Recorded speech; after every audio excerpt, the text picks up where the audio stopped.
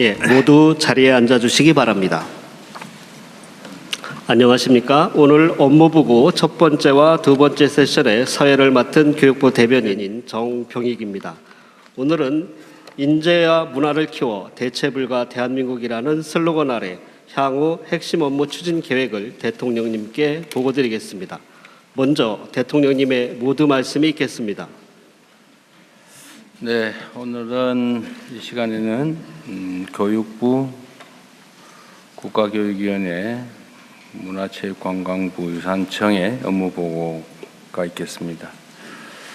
어쨌든 작년에 업무보고, 작년에 올해 했던가? 어쨌든 업무보고 후 얼마 되지는 않았지만 우리가 취임한 지 한 1년 정도가 지나고 있어서 그동안에 성과도 좀 있을 테고 또 앞으로 해야 될 일도 많이 있을 겁니다.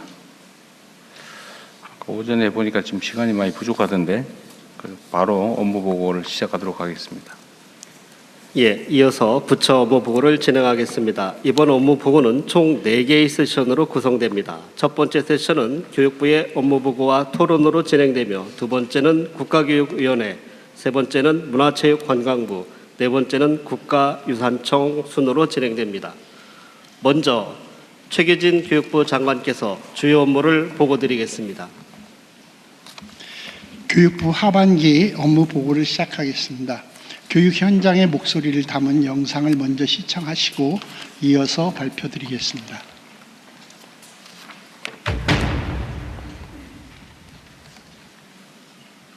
교육 분야는 누가 뭐래도 정말 대한민국의 미래를 위해서 중요한 분야입니다. 너도 서울 가게? 나도 여기가 좋지. 근데 일자리가 없잖아. 팀장님만요? 나만 내려가야지. 애들 학교 문제도 있고. 인연 때문에 힘드네. 그냥 잘 가르치고 싶은 건데. 선생님이랑 친구들과 함께 행복하게 공부하고 싶어요. 지금 세계는 AI 대전환의 한복판에 있습니다. 국가의 경쟁력이 여기에 달려 있습니다. 국민의 고민에 교육이 답할 시간. 대한민국 교육부는 오늘부로 진짜 교육을 하겠습니다.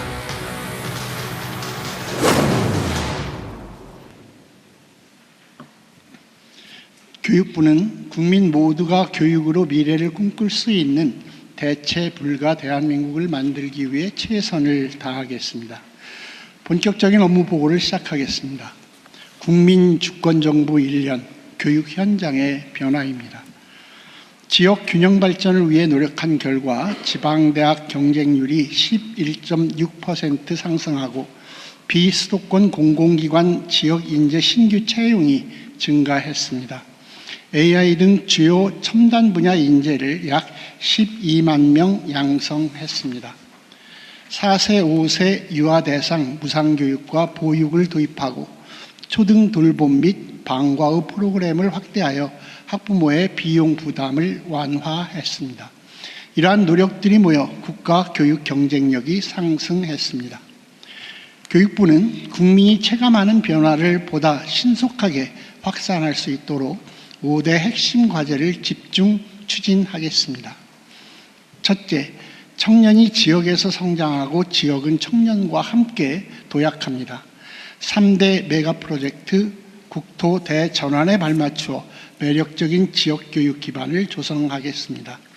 서울대 10개 만들기를 본격 추진하여 세계 거점 국립대에 성장 엔진과 AI 분야 패키지를 지원하고 전체 거점 국립대에 대한 투자도 대폭 확대하겠습니다. 기업이 원하는 인재가 신속하게 양성되도록 지역협약 정원, 인재 양성 신속 트랙을 신설하겠습니다.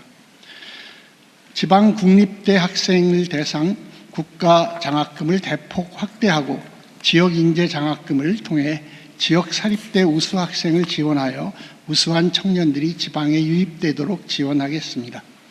학부모가 선호하는 어린이집과 유치원은 물론 과학고, 자격특화 특성화고 등 우수 교육기관과 돌봄, 문화, 체육 등을 함께하는 학교 복합시설 확대 등 우수한 교육 환경을 조성해 나가겠습니다. 다음으로 미래 인재를 키워 모두의 내일을 열겠습니다. 모든 영재학교와 과학고에 대학 및 기업과 연계한 AI 심화 연구반을 신설하고 4,000개의 AI 중점 학교 등을 운영할 계획입니다. 과기정 통부와 협력해서 개인 과제 중심의 R&D에 더해 대학을 중심으로 하는 연구 생태계를 새롭게 도입하고 석박사 중심의 연구 지원 체계를 학사부터 석박사, 박사 후 과정까지 있는 전 주기 지원 체계로 확장하겠습니다. 교육기관의 AI 전환을 앞당기고 모든 대학생이 AI를 활용할 수 있도록 AI 공동 구독을 지원하겠습니다.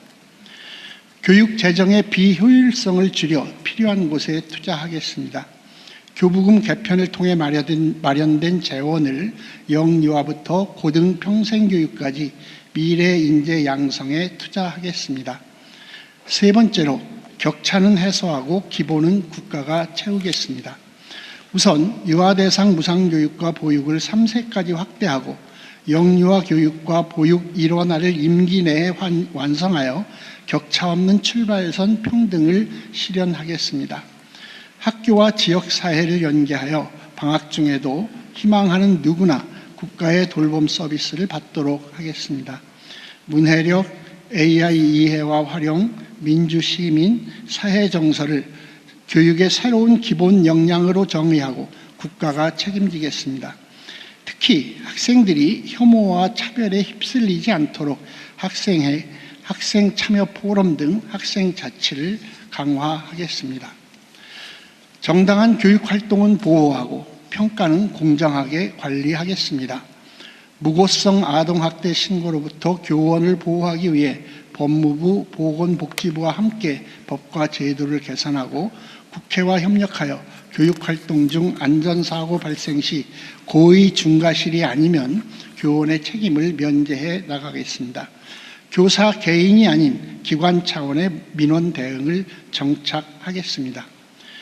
교육평가의 공정성과 신뢰성을 확보하기 위해 AI 서논수령 평가 지원 시스템을 확산하고 가칭 교육평가 출제지원센터 신설을 추진하겠습니다. 교육으로 성장한 대한민국이 교육으로 세계를 이끌겠습니다. 늘어나는 해외 한국어 교육 수요에 맞춰 해외 한국어반을 확대하고 희망하는 모두에게 한국어 교재를 보급하겠습니다. 보다 많은 국가의 대입시험에 한국어를 반영하고 한국형 고등교육 모형도 확산하겠습니다. 교육부는 국민의 목소리를 경청하며 현장의 문제를 신속하게 해결하기 위해 노력하고 있습니다. 교복 가격 개선 방안 마련, 이주 배경학생 지원 확대, 소규모 학교 고교 학점제 시행 여건 강화 등 국회, 언론, 민원 등의 지적사항에 대해 적극적으로 대응하고 있습니다. 이상 2026년 하반기 업무 계획을 보고드렸습니다. 교육부는 오늘 보고드린 과제들을 속도감 있게 수행해서 모두의 미래를 위한 교육, 대체 불가 인재 강국을 반드시 실현하겠습니다. 감사합니다. 네, 교육위원회도 마저 하고 하죠. 예, 다음은 차정인 국가교육위원회 위원장이 주요 업무를 보고드리겠습니다. 안녕하십니까. 국가교육위원장입니다. 국가교육위원회 업무를 보고드리겠습니다. 먼저 준비한 동영상을 보시겠습니다.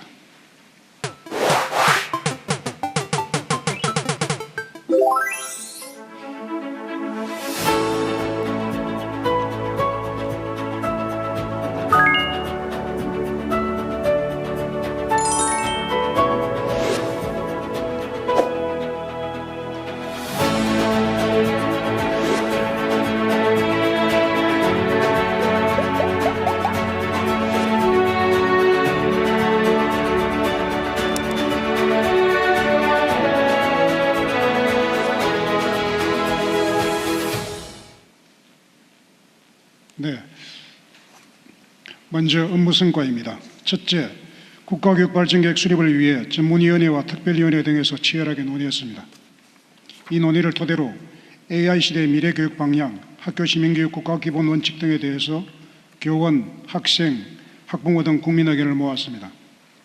둘째, 고교학점제 학점이수 기준을 개정하고 초등 1, 2학년 아이들의 신체 활동을 늘리기 위해서 건강한 생활 교과도 신설했습니다. 셋째, 위원회 운영 방식을 혁신했습니다.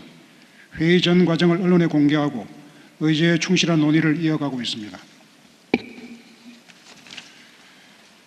국민 500명의 국민참여위원회를 출범하여 대국민 상시 소통의장을 열었습니다. 다음으로 하반기 추진 과제입니다. 먼저 2028년부터 2037년까지 적용될 국가교육발전계획 시안을 10월까지 마련하겠습니다. 향후 10년의 교육 비전으로 대전환기 대한민국의 선택, 새로운 교육국가를 제안할 예정입니다. 새로운 교육국가는 국민 한 명 한 명의 학습권을 국가가 보장하여 배움의 활력이 국가 발전의 동력으로 이어지는 나라입니다. 특히 국가의 모든 영역에서 사회적 가치를 창출하는 사람들을 인재로 정의하고자 합니다. 발전계획의 주요 내용은 다음과 같습니다. 먼저 모든 학습자의 배움을 국가가 책임집니다. 영유아의 건강한 발달과 모든 학생의 기초 역량을 보장합니다. 대학에 대한 재정 투자 확대와 함께 교육 연구의 질 관리와 자율성 부여로 세계 선도 국가의 고등교육으로 우수 인재를 양성합니다. 교육과정과 수업과 평가를 긴밀히 연계하고 중장기 대입제도 개편도 추진하여 학교 수업 등 교육 전반을 혁신하겠습니다. 교권 침해, 악성 민원으로부터 교육활동을 보호하겠습니다. 학생들이 학교에서 혐오와 차별, 극단주의에 물들지 않도록 학교 시민교육 국가기본원칙을 수립하겠습니다. 국가교육발전계획 수립에는 온 오프라인의 다양한 방식으로 국민 의견을 반영하겠습니다. 대입제도처럼 국민 관심도가 높은 정책은 수기 공론 등을 통하여 더욱 충실하게 국민 의견을 듣겠습니다.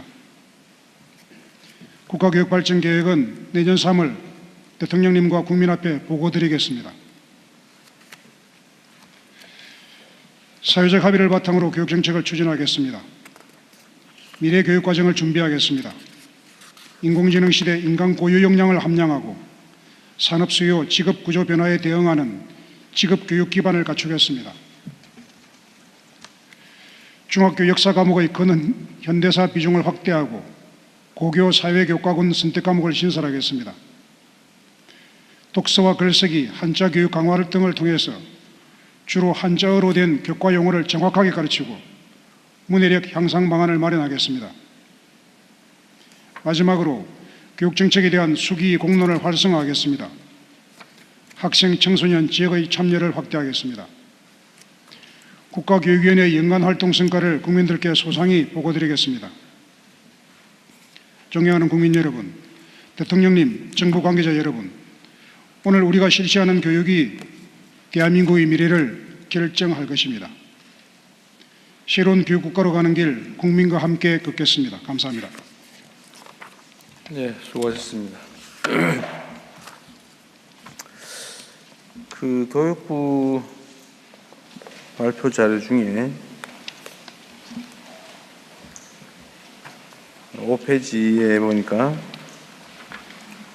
초중고 사교육 감소, 사교육 총액은 5.7%가 줄었다. 참여율은 4.3%가 줄었다. 그렇게 돼 있네요. 사교육 총액이 줄은 건 학생 숫자가 줄어서 총액이 줄었던 것도 있겠죠? 5페이지. 프레젠테이션 5페이지요. 네, 프레젠테이션 5페이지.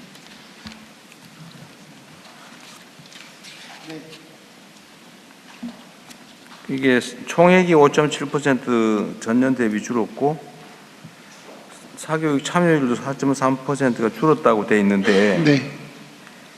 혹시 사교육 총액이 줄어든 거는 아이들 숫자가 줄어들어서 생긴 거 아니냐? 그렇지 않습니다. 아, 그래? 네, 네. 숫자는 똑같은데 근데 왜 줄어들었을까요? 맨날 늘어난다고 다 계속 나뉘었잖아요. 늘어났었는데요. 네. 그러니까 올해 들어서 특히 그 사교육에서 유아나 초등학교 1, 2, 3학년 학생들이 돌봄의 필요에 따라서 가든 사교육 분야를 저희들이 적극적으로 지원하게 되면 통합 돌봄을 확대하면서 네네. 어거지로 학원 보내던 게 줄었다, 네, 뭐 네, 이렇게 그런 것도 이해하면 됩니까? 크게 요인으로 보입니다. 네.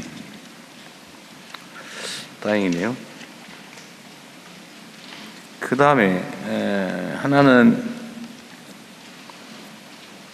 지금 이제 과거에는 하여튼 점수로 1등부터 지금 학생 수가 응시 인원 수가 연간 몇 명이나 됩니까?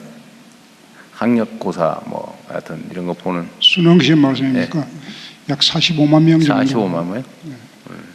하여튼 이 45만 명을 1등부터 쭉 점수를 매겨가지고 하여튼 한 개 등수 차이 0.000 뭐 몇 점 이렇게 될 수도 있겠죠. 근데 이렇게 하는 거고 이제 등급제가 생겼잖아요. 1등급, 2등급, 3등급. 근데 같은 등급 안에는 점수 차가 있지만 같이 취급하는 거죠. 근데 이게 이제 그 전원을 등수를 다 매기는 거하고 등급을 매기는 거하고 이게 이제 등급을 매기면 입시 과열이 조금 줄어들 수 있는 거죠. 네, 그렇다고 보고 있습니다.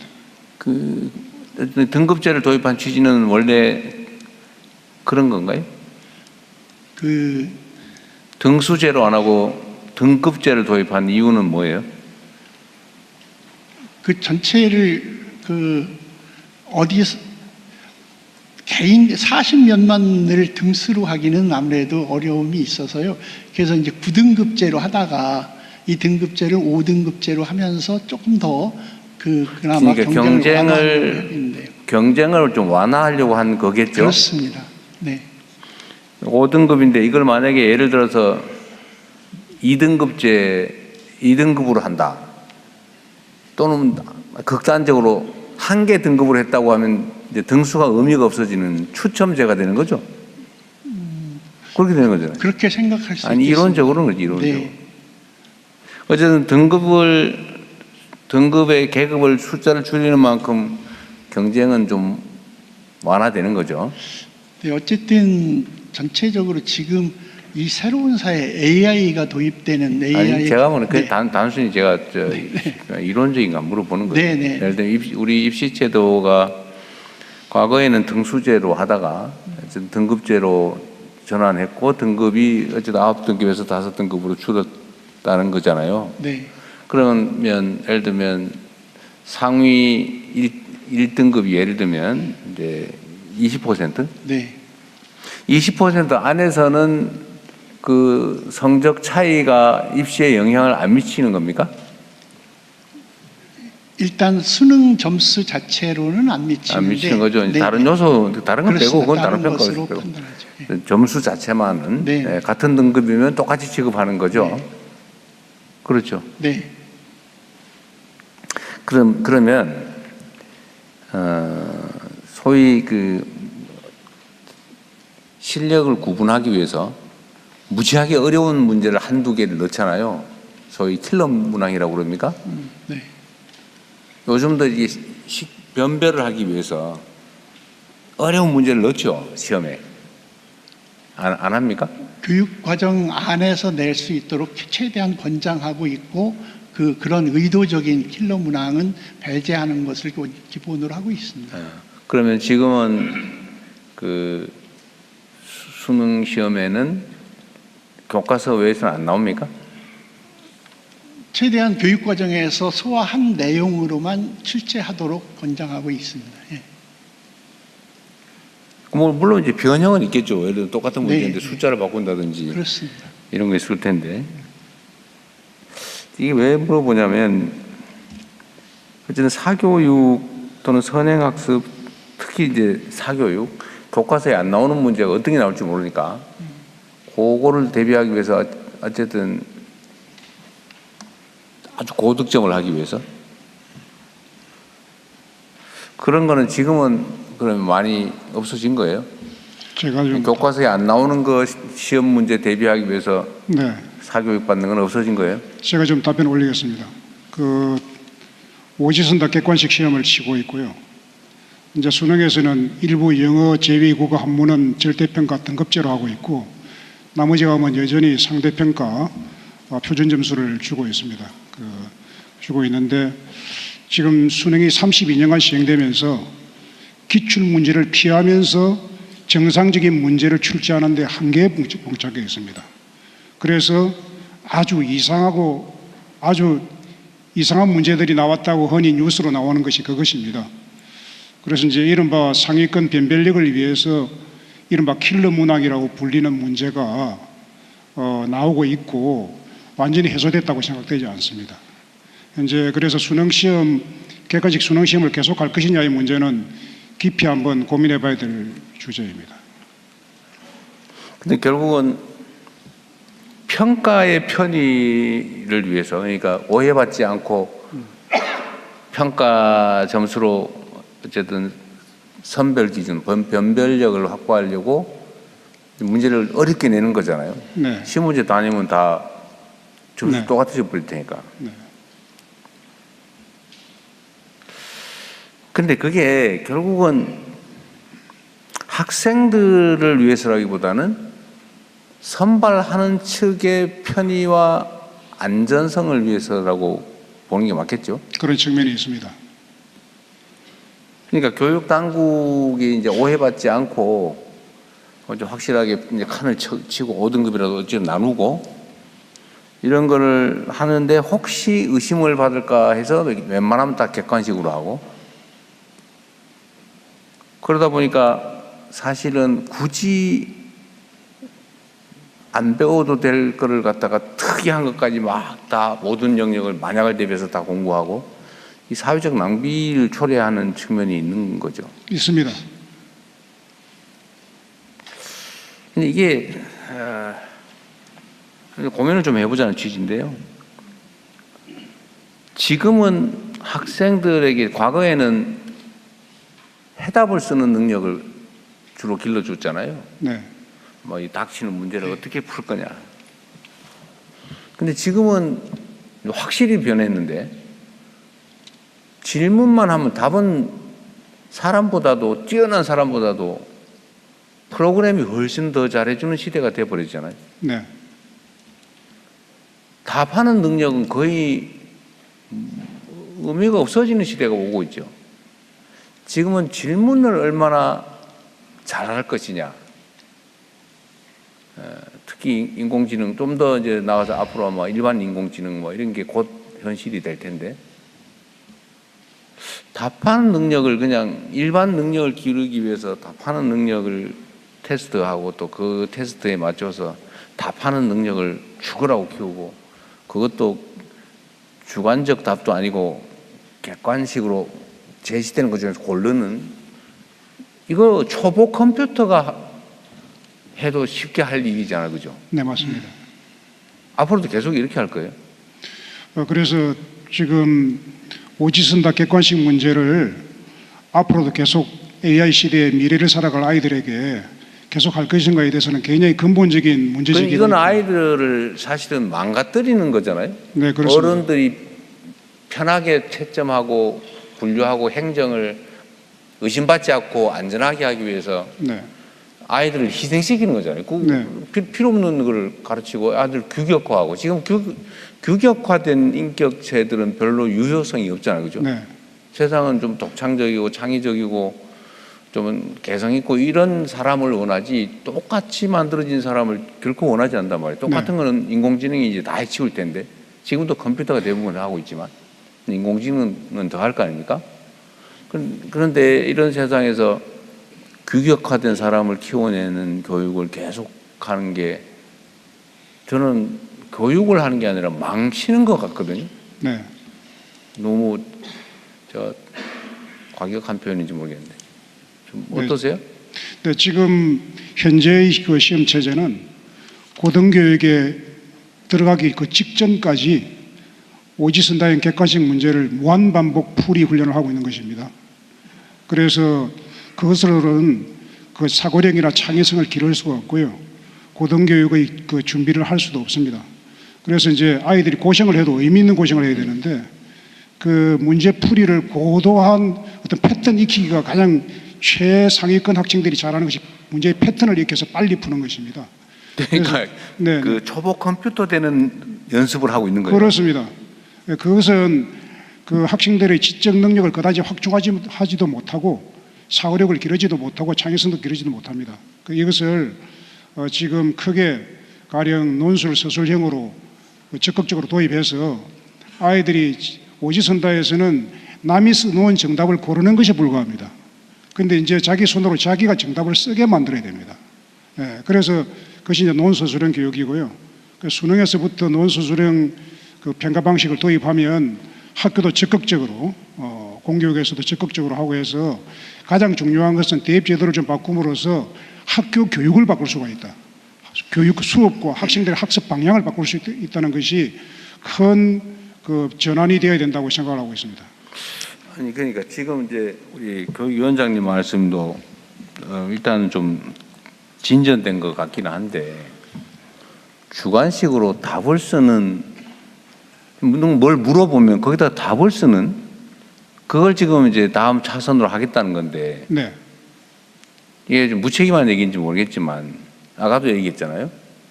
누군가 물어보는 내주는 과제를 푸는 이거는 이제 컴퓨터 시키면 인공지능 시키면 된다니까요. 이제 뭐라고 질문할 것이냐, 뭐라고 구상할 것이냐, 세상에 없는 새로운 생각을 어떻게 표현할 것이냐 이런 거를 배워야 되는 거 아닌가요? 네, 질문하는 능력이 AI 시대에 가장 중요한데 질문하는 능력도 사고력과 창의성이 기본입니다. 창의성과 그 사고력을 기르는 방식이 평가 방식으로서는 오지선다 객관식으로는 전혀 그건 아닌 거야. 그건 당연히 아니고. 네, 그건 그래서 망치는 거고. 논서술형 출제를 하게 되면은 학생들이 사고력과 창의성을 기를 수 있는 그 수업 방식도 달라지고 학생들의 학습 방식도 달라지고 어릴 때부터 책을 읽게 되고 그런 방향을 유도해 나갈 수가 있습니다. 대통령께서 말씀하신 그런 문제의식에 기초해서 어쩌면 초등학교, 중학교 과정까지는 거의 수업 자체가 학생들이 어떤 것에 대해서 문제의식을 가지고 질문을 유도할 수 있도록 하고 그 질문에 대해서 함께 협력해서 그 문제 해결책을 찾아가도록 하는 방식으로 우리나라 교육의 수업 형식이 많이 진전이 됐습니다. 그렇지만 중3 이상 이렇게 되면 대학 입시라고 하는 큰 과제가 있어서 그것이 다시 고등학교 되면 원위치되는 상황이어서 대입 제도에 대한 어쨌든 변화는 필요하다. 그런데 워낙 예민한 문제여서 네. 어디까지 할 것인가 어떻게 할 것인가는 지금 국교위에서 중심이 돼서 대입 특위에서 논의를 하고 있는데 어쨌든 전 국민적으로 그 수의 과정을 거쳐서 단계적으로라도 어쨌든 변화해야 될 때가 왔다는 것은 거의 전체 국민이 동의하고 있다 이렇게 생각합니다. 그런데 어쨌든 이 입시제도라고 하는 게 이제 모든 교육의 방향을 정하는데 사실 딱 거기 맞추잖아요. 심지어 대학 안 갈 사람들도 거기에 맞춰서 공부를 당하고 있죠, 그죠? 그렇습니다. 근데 이 이제 입시제도라고 하는 게 워낙 예민하다 보니까 조금만 뭔가 건들면은 여기에 이제 득보는 쪽, 소위 피해 본다고 생각되는 쪽이 엄청나게 예민하게 반응을 하니까 손대기가 너무 어렵죠. 네. 또 한 가지는 이게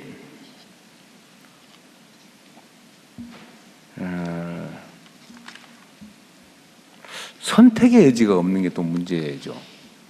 그러니까 모두가 오로지 대학 입시라고 하는 거에 맞춰서 대학별로 안 갈 사람까지도 그냥 쫙 거기에 맞춰서 고등학교뿐만이 아니라 중학교, 심지어 초등학교까지 어쩌면 그 이전에 유아교육까지. 네. 네, 이런 상태에서 지금 교육 그 입시제도의 변화를 주려고 하면은 너무 어려울 것 같아요, 그죠? 저는 사실은 그걸 별로 권장을 안 하는 쪽인데 사실은. 네. 교육제도, 입시제도에 손대가지고 칭찬받은 예가 없어요. 네. 잘하면 칭찬받을 수 있다고 생각합니다. 진짜요? 네. 너무 자신감 넘치는 것 같은데.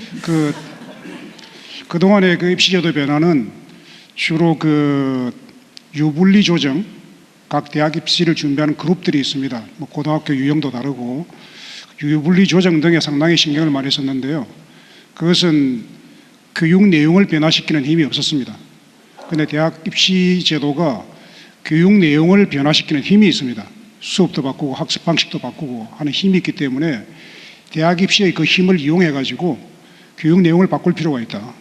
대통령의 말씀처럼 대학 안 갈 아이도 대학 입시에 필요하면 그런 교육을 해야 되느냐 이런 말씀을 하셨는데 대학 안 갈 아이들을 생각한다면 더더욱 오지선다 객관식을 해서는 안 됩니다. 그건 당연하죠. 네네. 그런 아이들을 생각한다면 더더욱 사고력과 창의성을 기르는 뭔가 자기의 생각을 쓰는 그것을 계속 고도화해 나가는 교육을 해야 되고요. 그래서 여러모로 보더라도 어느 모로 보더라도 대입제도는 좀 크게 그 평가 문항 방식이 좀 바뀌어야 된다. 그렇게 생각하고 있습니다. 네, 어쨌든 뭐 이 정도 하시고요. 뭐 저도 답은 없습니다. 답은 없는데 답답한 건 사실이에요. 그러니까 매우 어려운 과제이지만 지금 이제는 그 AI 시대로 전환하고 있는 시대에 어렵고 힘든 과제이지만 반드시 해야 될 과제라고 생각하고요. 그래서 그 우리 국민주권 정부 시대에 국교유학교육부가 손잡고 어쨌든 국민들께 최대한 좋은 방안을 마련해서 제안하면서 방향이라도 확실하게 잡는 것이 이 시대 저희들의 과제라고 생각하고 있습니다. 그다음에 그 지금 연결된 질문인데 이제 사람들이 세상을 살아가려면 어떤 뭔가 생산 수단을 가져야 되잖아요. 근데 지금은 이제 인공지능이라고 하는 이전에는 보지 못한 새로운 획기적인 엄청난 생산 도구가 생겨나는데 이건 이제 우리 모든 국민들에게 쥐어 드려야 될 거 아닙니까? 인공지능을 어떻게 이해하고 어떻게 활용할 거냐.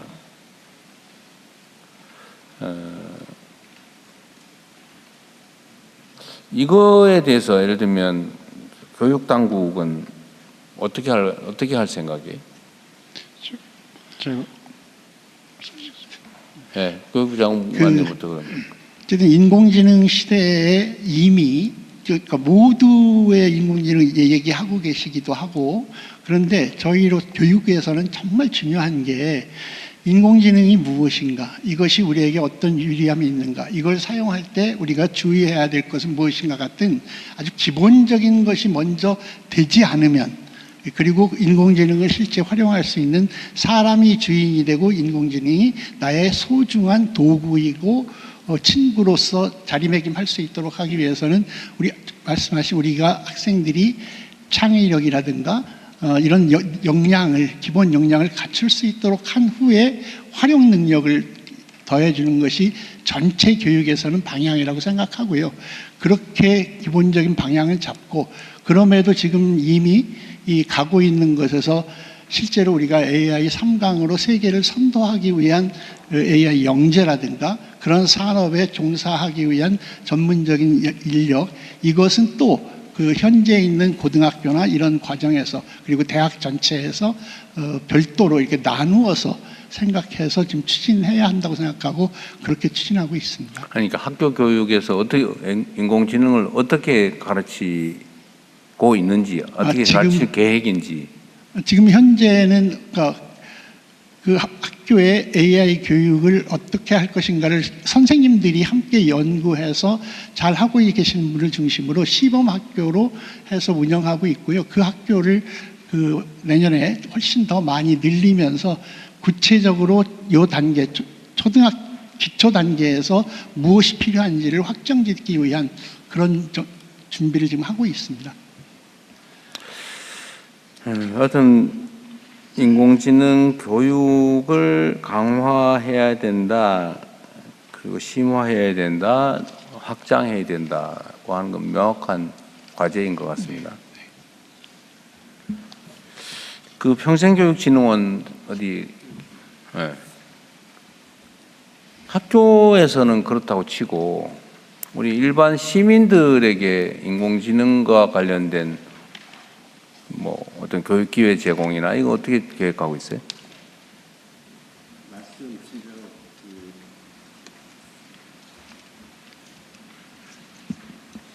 말씀하신 대로 인공지능 AI가 의식주에도 붙지 않으면 안 될 정도의 세상에 와 있습니다.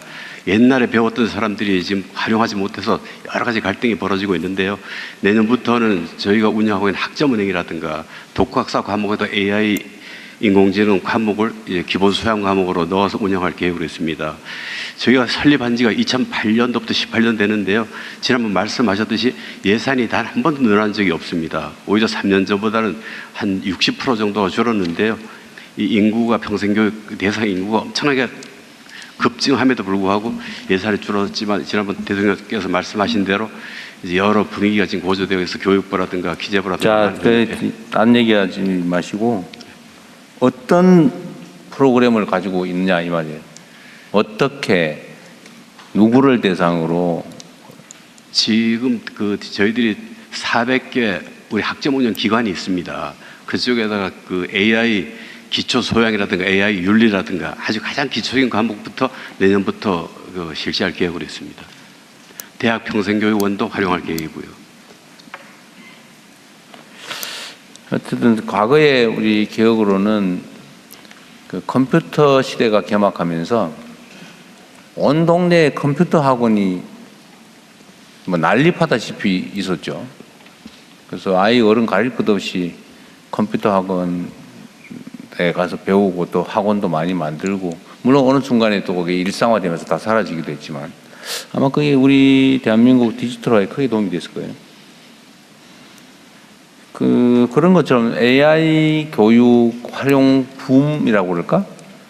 이런 것들을 어떻게든지 조성을 해야 되지 않을까 싶어요. 뭐 교육기관은 말할 것도 없고, 우리 국민들에게 일상적인 AI 활용 기회 또는 교육 기회를 만들어 줘야 되겠다, 이런 생각이 듭니다.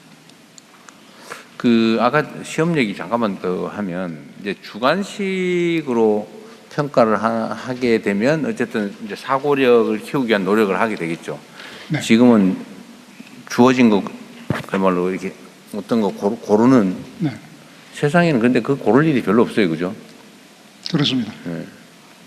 근데 이거를 이제 표현 능력, 소위 주관식 평가를 하면 이제 주관적이 되니까 이제 의심을 받잖아요. 네. 그래서 못하는 거잖아요. 물론 이 의심에는 나름의 근거가 좀 있죠. 꼭 그 어떤 제도를 만들면 악용하는 경우가 있어요.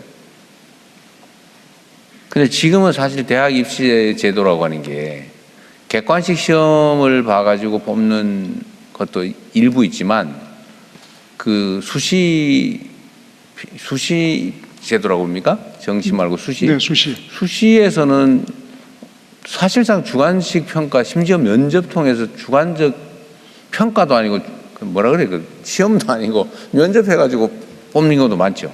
네, 수시는 주로 학생부 중심이고요. 네, 근데 학생부에만 의존하는 건 아니잖아요. 학생부 자체를 객관적으로 비교할 길은 별로 없는 거죠.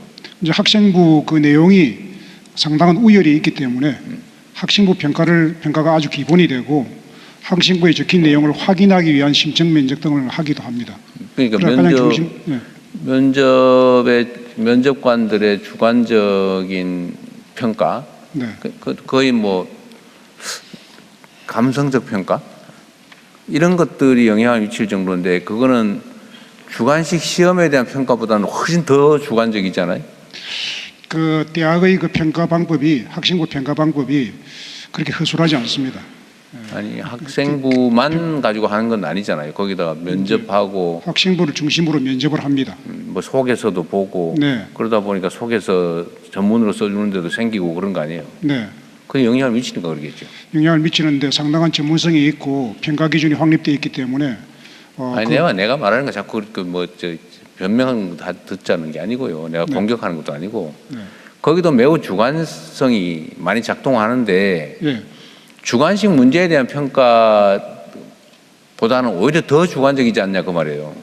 다시 얘기하면, 주관식 문제에 대한 주관식 답변에 대한 평가의 예를 들면 불공정 위협이라고 하는 게 면접의 불공정 위험보다는 더 적지 않냐 그 말이에요. 그 질문은 일리가 있는 질문입니다. 그렇게 볼 수도 있습니다. 아니, 그래서 내가 한 얘기는 뭐 내가 칭찬받자는 얘기는 아니고요. 지금 우리가 이제 무서워서 혹시 객관성을 잃었다는 의심을 받지 않을까 무서워서 주관식 평가를 못 하잖아요. 네, 맞습니다. 근데 그게 사실 기우다 그 말이에요. 내가 하는 말은. 이미 수시제도 면접 평가 이런 데서 이미 주관적 평가를 하고 있고 수용을 하고 있는데. 네, 맞습니다. 그런데 주관식 문제에 대한 평가의 주관성을 의심받을까봐 그거 아예 안 하고 있는 거 좀 이상하다. 내가 그 생각을 한번 얘기해 보는 거예요. 앞으로 선원 수령 평가를 하게 되면 뭐 말씀처럼 그럼 논술 학원 가는 사람이 막 생길까 또? 네, 그 면접 시험의 어떤 정성 평가 그보다는 선원 수령 평가에는 제시문이 주어지고 조건이 주어지고 하기 때문에 아주 명확한 채점 기준이 나와 있기 때문에 그렇게 그 면접 평가보다는 만약에 지금 그런 식의 주관식 평가를 하게 되면 과거에 한때 그 되게 논술 학원, 논술 쪽집게 선생, 이런 게 또 확 다시 부활하지 않을까요? 그 점에 대해서도 많이 검토를 하고 있는 중인데 이제 가령 수능을 지금 상상하고 대화를 나눈 중인데 그 수능 이제 선논술을 하게 되면 논술 학원에 막 몰려가지 않겠는가 그것이 첫 번째 걱정입니다. 걱정인데 지금 내신에서부터 중학교 때부터 6년간 중간고사, 기말고사를 계속 그 같은 유형으로 시험을 치고 특히 고등학교 가면은 수능과 같은 유형으로 선원수령 평가를 하게 될 것입니다.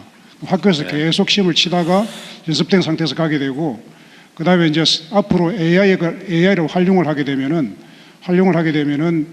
그 국가의 그 교육 특화 AI가 그 전국 학교의 선원수령 평가의 문제와 뽑은 답안과 그것을 모두 다 데이터를 압도적인 데이터를 축적하게 되기 때문에 그걸로서 평가도 하고 선생님들도 활용을 하고 아이들도 그 피드백을 받고 하기 때문에 사교육 시장에서는 아마 따라하지 못할 것 같습니다. 그래서 그 공교육의 그 AI 활용이 아주 압도적이 되기 때문에 그 부분에서 많은 문제가 좀 해소될 수 있다고 생각이 되고 오히려 그 사교육에 갈 동기가 많이 줄어들지 않을까? 지금 오지 쓴다 객관식보다는 오히려 더 줄어들 수도 있다 그렇게 생각하고 있습니다. 주관식 문제에 대한 주관식 답변에 대한 평가의 객관성이나 아니면 뭐 투명성에 대한 의심 이거는 뭐 인공지능으로 보완을 하든지 할 수는 있긴 할 텐데 어쨌든 이게 또 변화를 주고 나면 일단 뭐 혼란이라면 좀 그렇고 어쨌든 또 무슨 거기에 맞춘 특화된 학원 사교육 뭐 이런 것들이 마구 생겨날 가능성이 높죠. 네, 사교육은 어떤 대입제도가 어떻게 바뀌더라도 그 틈새에서 생존을 하기 때문에 그 완전한 해결책은 좀 없는 것이고 해결책은 없을 텐데 이게 그 우물 밑에 가라앉은 진흙처럼 지금은 어쨌든 안정이 돼 있잖아요. 네. 시장이 안정이 돼 있는데 뭔가 규칙이 바뀌면 그게 다시 뒤집어서 새로운 질서를 찾을 때까지는 엄청난 흙탕물이 생기면서 사회적인 갈등이 야기되겠죠. 네. 제가 이거 바꾸라고 한 얘기 아닙니다. 네. 뭐 그런 생각이 들었다 그 말이에요. 네. 우리 한번 같이 고민해 보자 그런 취지입니다. 네. 그 바로 옆 칸에 보면 국가 교육 경쟁력 상승 27위에서 21위 이거는 1년 만에 이렇게 바뀌었다 그 말인가요? 네. 25년은 27위 평가를 받았는데 그렇습니다. 몇 년도 거를 이렇게 평가받은 걸까요? 전년도 거겠지? 24년 거를 25년에 평가했겠죠? 25년 거를 26년에 평가를 전반기에 한 모양인데 이게 왜 이렇게 빨리 올라갔어요? 원인이 뭘까요?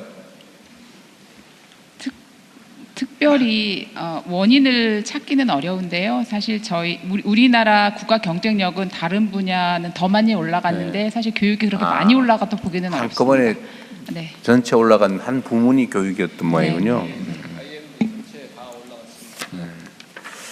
하여튼 이 교육 문제 우리 내부로서는 뭐 이런저런 문제 지적도 하고 하는데 대외 평가는 제가 다녀봐도 한국 교육 시스템을 어떻게 배울까를 저한테 마구 문의하는 걸로 봐서는 다른 나라도 우리보다는 그렇게 훨씬 낫다고 평가되지는 않나 봐요. 그런 것 같습니다. 예, 한국 교육 시스템을 어떻게 하면 우리가 도입할 수 있냐, 배울 수 있냐 이런 얘기를 많이 듣거든요, 제가. 그래서 일단 우리 교육부 관련 공무원분들은 잠깐의 위안을 갖자고 하는 얘기입니다. 그러나 국민들의 만족도는 결코 높지 않다. 네, 맞습니다. 근데 우리 국민들의 요구 수준, 이게 높기 때문에, 기대 수준이 높기 때문에 대한민국이 아무것도 없는 맨 땅에서 전쟁의 참화를 딛고 여기까지 온 겁니다. 사실은 교육이 다 이 경쟁력을 만들어낸 거죠. 수고 많이 하고 계십니다. 선생님들에 대한 재교육은 뭐 충분히 하고 있어요? 네. 시대가 너무 빨리 변하고 있어서 그 변화된 시대에 맞춰서 아이들을 적응시켜야 될 선생님들이 더 빨리 변해야 되는데 어쨌든 최대한 하고 있긴 한데요. 실제로 세상의 변화에 따라서 그 교육 환경 자체도 많이 변화해야 하는데 사실은 그 선생님들이 가지는 그 변화, 특히 그 변화에 맞춘 교사가 충분하냐. 최근에도 저희들이 그 내년도 교사 충원 발표도 하고 그랬는데 현장을 따라가지 못하는, 그래서 그 변화를 함께 해나가야 될 교사가 좀 부족하다고 현장에서는 또 말하는 목소리도 매우 큽니다. 지금 우리가 대한민국이라고 하는 하나의 국가 공동체 안에 모든 제도가 균일하게 되어 있는데 그 지역 단위로 자율성을 좀 강화해 가지고요. 예를 들면 이번에 그 광주 전남 통합특별시도 생겼는데 전남 광주 통합특별시라 그러죠. 그런데 예를 들면 거기서는 좀 색다른 입시 제도를 취해서 대학들이 자율적으로 입학생을 뽑을 수 있게 그렇게 좀 해주는 건 혹시 생각해 보셨어요? 대학까지는 생각해본 바가 대학까지 아니고 지역으로.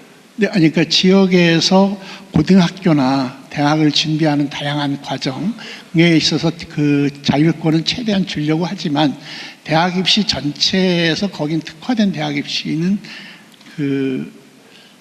고민하기가 어렵습니다. 저기 지방에 있는 대학들은 사실 지금 현재로서는 좀 후순위로 밀리는 중이잖아요.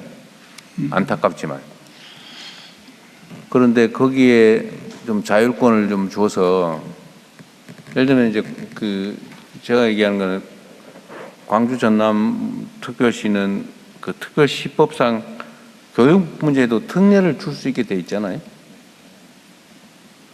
그러니까 아니 뭐 이걸 강요하자는 건 아니고 해당 지역의 주민들이 여기 그 법의 취지도 있고 하니까 교육 제도도 우리가 독자적으로 한번 특색 있게 해보겠다. 물론 뭐 광주에서 교육받은 학생이 서울 와서 다른 대학 가는 걸 막을 건 아니고 광주에 있는 대학, 광주 전남에 있는 대학들은 그쪽 지역이 원하면 한번 독자적으로 한번 정부의 통제나 기준에서 벗어나서 한번 자율적으로 한번 해봐라.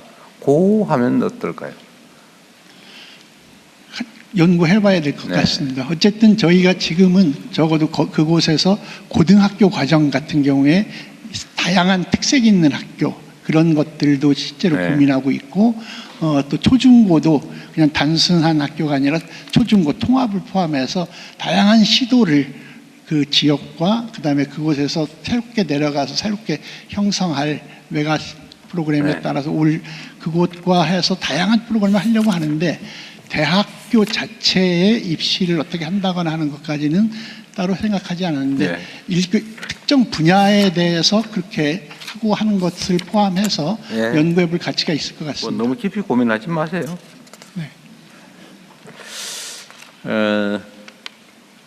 그러면은 문화체육관광부 한번 들어보겠습니다.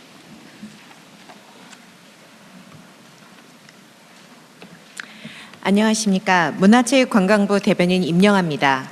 이어서 문화체육관광부의 업무 보고를 시작하도록 하겠습니다. 최희영 문화체육관광부 장관께서 주요 업무를 보고드리겠습니다.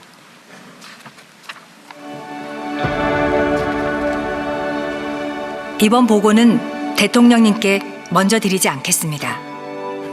오늘을 손꼽아 기다리신 이분께 먼저 보고 드리겠습니다. 선생님은 높은 문화의 힘을 지닌 나라를 평생 꿈꾸셨습니다. 그럼 보고를 시작하겠습니다. 우리 노래가 울려 퍼질 때 지구촌은 하나가 되고 우리 이야기는 전 세계인의 삶에 깊은 감동과 진한 여운을 새깁니다. 우리의 몸짓과 선율 그리고 글귀는 세상을 물들이고 우리 선수들은 늘 새로운 역사를 써가며 우리 유산은 시간이 흐를수록 빛을 더합니다. 세계인들은 오늘도 우리의 맛과 멋에 매료되고 우리 말과 글을 배웁니다. 날마다 사랑에 빠지는 그곳은 바로 우리 대한민국입니다. 오래전 당신의 꿈, 오늘의 대한민국이 보고드렸습니다. 대체불과 대한민국이 되고 있군요. 고맙습니다.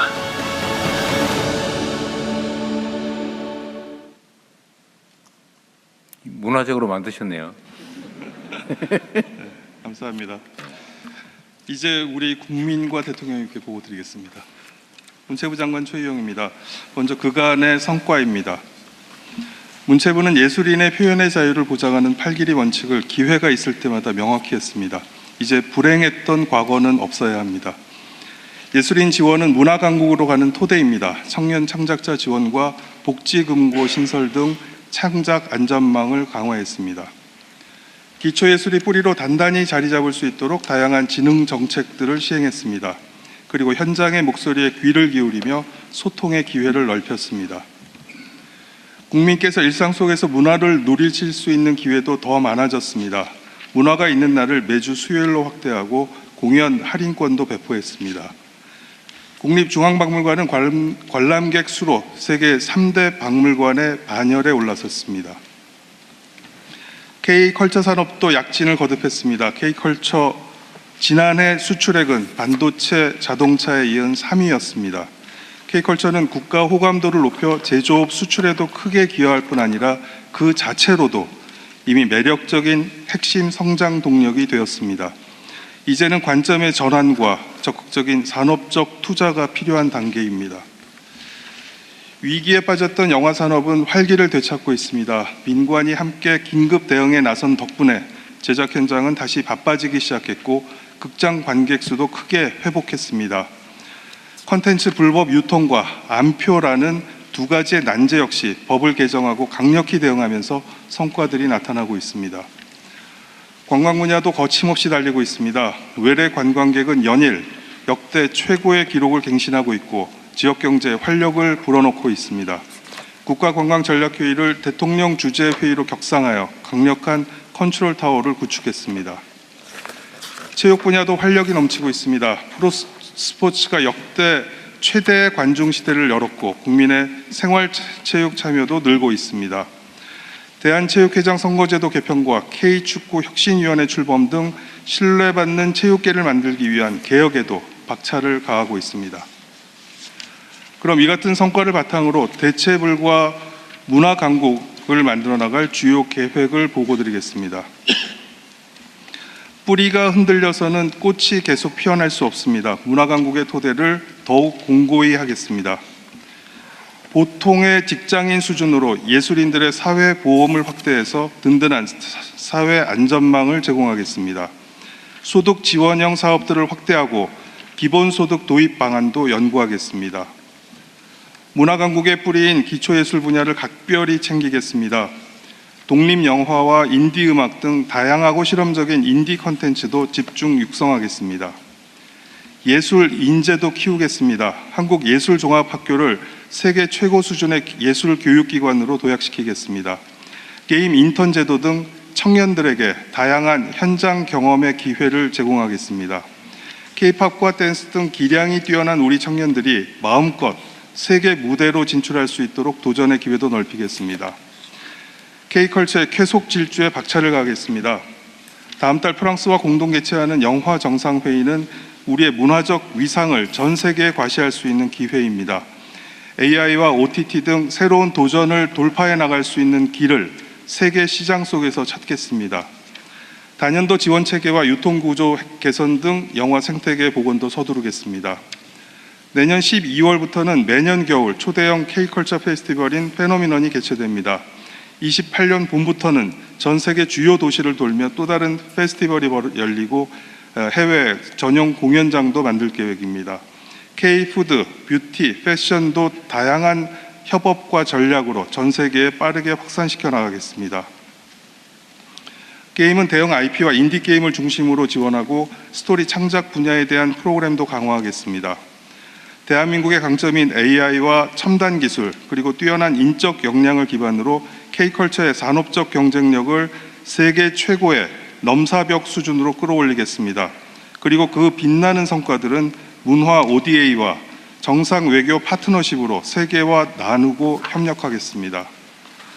문화체육관광은 지역 격차를 해소하고 정주 여건을 혁신하는 지름길입니다. 돔구장, 복합 아레나 등 인프라를 획기적으로 개선하고 지역 활동가를 육성해서 일선에서 이끌도록 하겠습니다. 전국 어디에서나 문화의 향기가 가득한 대한민국을 만들어 나가겠습니다. 지역 서점 커뮤니티도 활성화하고 문화산업단지도 더 많이 늘리겠습니다. 특히 호응도가 높은 청년 문화예술 패스 제도를 대폭 개선해서 연령대도 확 늘리고 사용처도 넓히겠습니다. 이제 대한민국은 전 세계인들이 꼭 와보고 싶은 대체 불가의 여행지입니다. 국정 목표인 3천만 명을 조기에 달성하고 4천만 시대를 대비하겠습니다. 지역의 관문을 넓히고 숙박 인프라도 다변화해서 수용 능력을 확보하겠습니다. 외래 관광객 1천만 명이 늘어나면 20만 개의 일자리가 만들어집니다. 관광 전문 인력도 적극 양성하겠습니다. 다채로운 관광 콘텐츠와 하이엔드 고부가 상품을 개발하고 해외 프로모션도 강화하겠습니다. 지역의 활력을 키우는 반값 여행과 반값 휴가를 확대하고 지역 주민이 주도하는 관광 새마을 운동으로 바가지 요금 같은 폐해는 강력히 대처하겠습니다. 다음은 온 국민이 함께하는 K스포츠입니다. 체육계의 혁신은 속도를 높이겠습니다. K축구혁신위원회는 선수와 지도자 전원과 수천 명의 동호인 등 2만 명 내외의 축구인들이 직접 축구협회장 선거에 참여하도록 하는 권고안을 내놓은 바 있습니다. 대한민국 축구의 희망의 불꽃이 다시 살아날 수 있도록 최선을 다하겠습니다. 국민 누구나 한 종목 정도는 즐기실 수 있도록 생활 체육 프로그램을 대폭 확대하고 엘리트 선수 출신들이 도와드리겠습니다. 아세안 게임 등 대형 스포츠 행사는 차질 없이 준비하겠습니다. 아울러 내년 여름에 세계 청년 대회가 열립니다. 해외에서 40만 명의 카톨릭 청년들이 방한할 예정인 만큼 잘 뒷받침하도록 하겠습니다. 마지막으로 국민 중심의 정책 소통을 강화하겠습니다. 정부의 주요 정책 현장을 생중계해서 국민들이 직접 참여하는 소통의 장이 마련될 수 있도록 하겠습니다. 문화체육관광은 누리는 즐거움을 넘어 지역을 살리는 동력이자 전 세계를 연결하는 대한민국의 핵심 자산입니다. 문체부는 현장의 목소리에 귀 기울이며 국민이 체감하고 세계가 감탄하는 대체불가 문화강국 대한민국을 반드시 완성하겠습니다. 감사합니다. 네, 국가유산청도 마저 하고 하시죠. 네, 허민 국가유산청장의 보고가 있겠습니다. 네, 국가유산청에서는 한 장으로 알차게 준비했습니다. 국가유산청 하반기 중점과제를 보고드리겠습니다. 첫째, 국가유산으로 대한민국의 브랜드 가치를 더욱 높이겠습니다. 우선 제48차 유네스코 세계유산위원회를 성공적으로 마무리하고 부산 선언이 채택될 수 있도록 지원해 주신 대통령을 비롯한 관계부처 여러분께 이 자리를 빌어서 깊은 감사의 말씀을 드립니다. 금번 한국 갯벌을 세계유산에 확장 등재한 것에 이어서 11월에는 단원고 아카이브를 세계기록유산 아태지역 목록에 등재하고 12월에는 한지 문화를 유네스코 인류 무형유산으로 등재 추진하겠습니다. 아울러 세계문화 중심지에서 우리 국가 즉 K-헤리티지를 집중 홍보하기 위해서 올 2월에 뉴욕에 실시한 행사에 이어서 오는 10월에는 파리에서 코리안 스테이지 행사를 개최하겠습니다. 더불어 세계적 수준인 우리의 유산 보존 역량을 바탕으로 세계 8개국 ODA 사업과 베트남, 몽골 등 MOU 후속 사업 추진으로 인류 공동 유산을 보호하는 데 선도적인 역할을 수행하겠습니다. 또한 일본에서 환수된 안중근 의사 유목을 8월 중 국민들에게 공개하고 내년부터는 국가유산 등 최초로 국외 사적지를 보훈부와 함께 보존 홍보하고 국외 소재, 우리 유산의 환수와 활용을 위해 계속 노력하겠습니다. 둘째, 365일 빈틈없는 국가유산 안전망을 구축하겠습니다. 위험 징후를 자동으로 포착하는 AI 감지 체계를 도입하는 등 첨단 기술을 국가유산 보존 관리에 적극 활용하겠습니다. 나아가 기후변화 대응 및 보존 보건 기술 R&D도 더욱 확대하겠습니다. 또한 국보 보호물 등을 보유하고 있는 전통 사찰에 산불용 대형 스프링쿨러를 설치하는 등 방제 인프라에도 지속 확충하겠습니다. 그리고 고의로 거래 기록을 누락하는 매매업체에 대한 제재 규정을 마련하여 불법 거래를 예방하고 건전한 문화유산 유통시장을 조성하겠습니다. 셋째, 국민 일상과 지역의 활력으로 넘는 국가유산 정책을 적극 추진하겠습니다. 전국 곳곳의 국가유산에 해당 지역의 매력을 입힌 활용 프로그램을 다양해서 수도권에 집중된 관광객의 지역 방문을 유도하겠습니다. 고품격 국가유산 스테이, 국가유산 야행 등 지역 체류형 콘텐츠와 국가유산을 국민의 힐링 공간을 제공하는 쉼표 프로젝트와 고궁 결혼식 등 다양한 프로그램을 준비하고 있습니다. 다음으로 국민이 체감할 수 있는 규제 혁신을 적극 추진하겠습니다. 세계유산 주변 지역에서 보존과 개발이 서로 조화가 될 수 있도록 세계유산 영향평가 제도를 더욱 공고히 해결해 나갈 생각입니다. 또한 발굴 현장 합동 지원당 등 규제 허가를 위한 패스트트랙을 적극 운영하여 대규모 국제 사업이 신속히 추진되도록 최대한 지원하겠습니다. 마지막으로 공릉 관람료에 대해서는 공개 토론회 등을 통해서 국민의 목소리를 충분히 수렴하여 관람료 현실화 방안을 마련하도록 하겠습니다. 이상 보고를 마치겠습니다. 감사합니다. 네, 수고하셨습니다. 좀 산하기관들을 몇 군데만 제가 체크해 볼게요. 대한체육회 우리 회장님 오셨어요? 아, 유승민 회장님. 네, 여기 왔습니다. 이게 이제 최근에 우리 국민들께서 관심 가지시는 게 이제 그 축구협회. 네. 뭐 여러 가지 문제들이 있긴 한데 가장 큰 문제의 근원은 비민주적 조직이 문제였겠죠. 그러니까 선출 자체도 뭔가 이렇게 정말 민주적으로 객관적으로 좀 인정되는 사람이 선출이 되느냐 이런 문제 하나하고, 두 번째는 이 장기 집권이라고 그럴까? 이런 게 문제잖아요. 근데 이게 축구협회뿐만이 아니고 다른 협회는 이런 문제가 없나요? 뭐 사실은 뭐 저희 구체적으로 얘기하면 명예훼손에 해당되니까 어느 협회 예를 들지 말고 있어요, 없어요? 예, 뭐 그런 문제들이 나오는 협회도 있지만 또 잘 수행하는 협회들도 있어서 잘하는 데도 있죠, 물론. 예, 구조적으로 저희가 사실은 모든 경기단체장들이 비상금 명예직이기 때문에 그 디테일함을 조금 부족한 부분들이 있을 수 있습니다. 그래서 이게 지금 대한체육회가 있고 대한체육회에 그 소속 협회가 있고, 그렇습니다. 소속 협회에 소속된 광역 단체가 있고, 네. 광역 단체에 소속된 또 소속 협회가 기초 단체가 있고, 이렇게 피라미드식으로 하면 엄청나게 밑에가 많죠. 예, 저희가 한 전체적으로 따지면 한 11,000개 정도가 전국에, 소속 단체가? 예, 소속 단체라고 불릴 수 있겠습니다. 광역 17개에다가 기초 228개에다가 그 안에 있는 단체들 쭉 곱하기 하면 네, 한 11,000여 개 정도로 저희가 추산하고 있습니다. 근데 어쨌든 제일 기초 단위가 예를 들면 무슨 구 탁구 협회, 그렇습니다. 뭐 이런 식으로 있잖아, 그죠? 네. 근데 저도 이제 그 체육단체들을 직간접적으로 경험을 해봤는데 그 구성 과정에 뭐 선출 과정이 엄청 치열하거든요.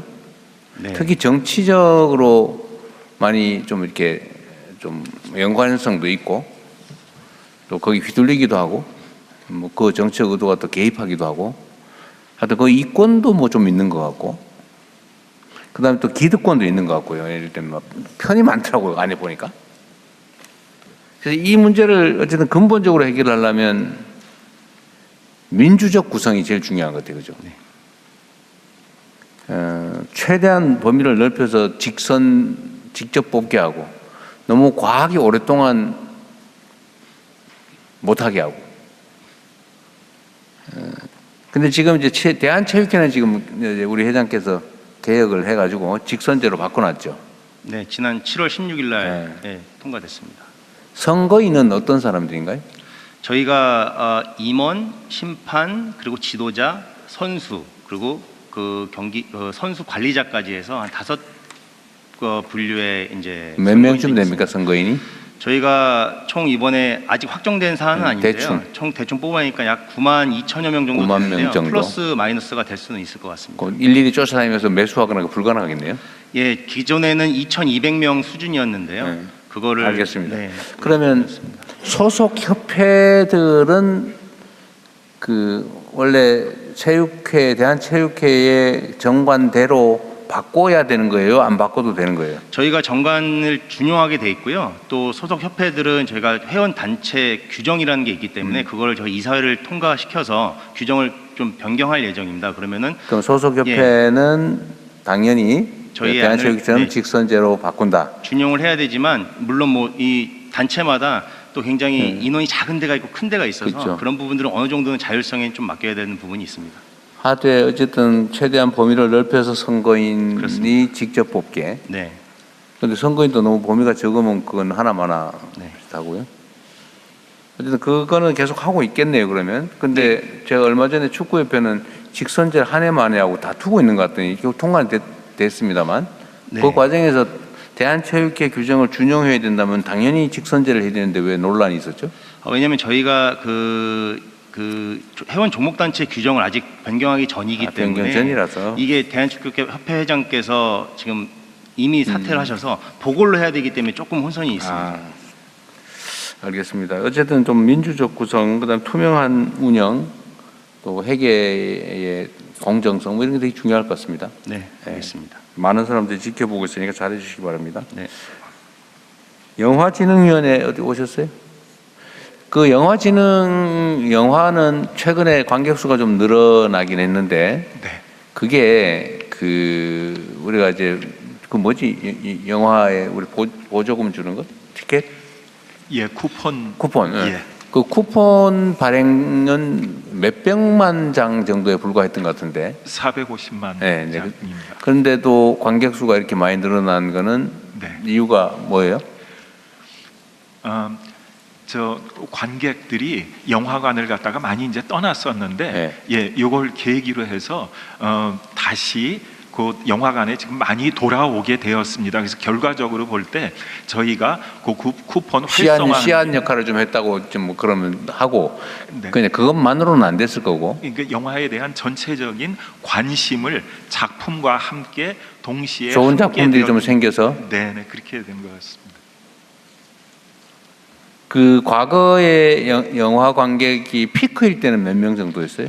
피크일 때가 2019년인데요. 그때 전체 관객이 2억 2천만 연간 2억 2천만이었는데 연간 그 다음 해에 코로나가 시작되면서 확 줄어들어 버렸던 네, 거군요. 많이 줄었습니다. 지금 현재는 전반기가 5천만? 예, 전반기가 5, 6천만 정도 되는 것 같네요. 그렇게 되어서 작년 예측을 한다면 한 1억 2천만 정도라서 아직은 그 최전성기에 비하면 한참 모자라네요. 지난해의 연말에 1억이 조금 넘었습니다. 근데 이제 올해에는 이제 상반기 6월 말까지 기준으로 놓고 볼 때 지난해 상반기에 비해서 75% 한국 영화를 놓고 보면 75%가 늘었습니다. 근데 이제 외화까지 뭐 6천만 명인가 이쯤 되는 것 같은데 전반기. 네. 근데 저 비율로 늘어난 비율로 볼 때에 그렇게 그러니까 어쨌든 해도 2억은 안 될 거 아니에요.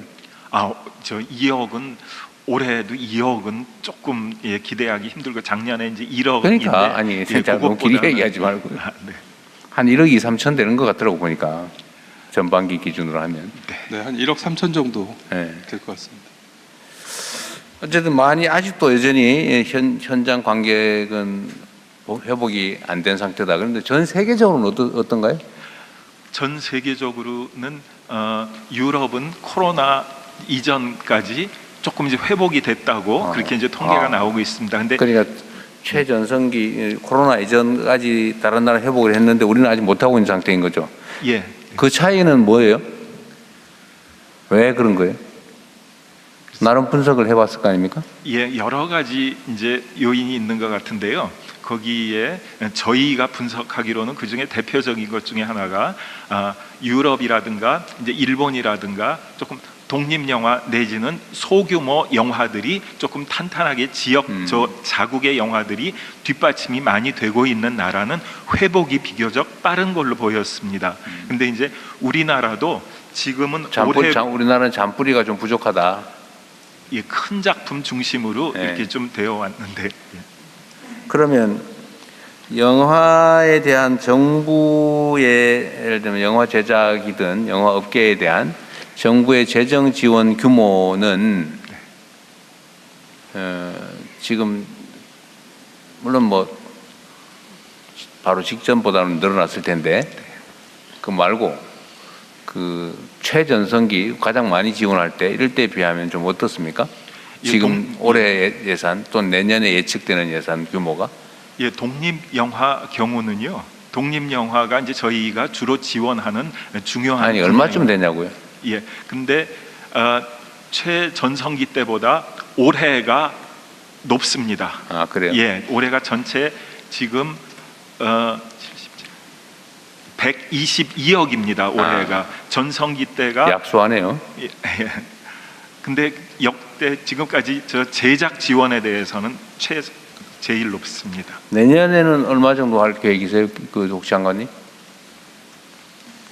아직 재무당국이랑 협의가 덜 끝났어요. 근데 계획은? 지금 많이 키우려고 지금 애를 쓰고 있습니다. 크게 키우려고 합니다. 네, 2배 정도? 아닙니다. 훨씬 더 키우려고. 네, 2배 훨씬 더 한다고 합니다. 정부 그럴 계획이라고 합니다. 지원금이 지금 필요한 이유는 민간에서 투자가 덜 들어오고 있기 때문에요. 예전에 한창 때는 민간에서 들어오기 때문에 정부가 좀 적어도 됐었는데. 하여튼 이 문화예술 분야, 이 분야에 대한 지원은 대폭 확충을 해야 되는 게 맞습니다. 우리가 전 세계적으로 각광받는 문화 국가가 돼가고 있는데 사실 문화 분야에 대한 정부 투자는 매우 취약하죠. 이 취약한 척박한 땅에서 어떻게 그 세계를 제패하는 문화적 성취가 가능했는지는 참 의문이긴 해요. 우리 김구 선생이 보면 놀랄 노자일 거예요. 정부가 그렇게 많이 도와준 것도 없는데 어떻게 이래 됐을까? 그랬을 것 같은데 앞으로는 어쨌든 문화예술 분야에 대한 지원을 매우 많이 확충해야 될 것 같습니다. 그건 저번에 한번 우리 얘기했던 거고요.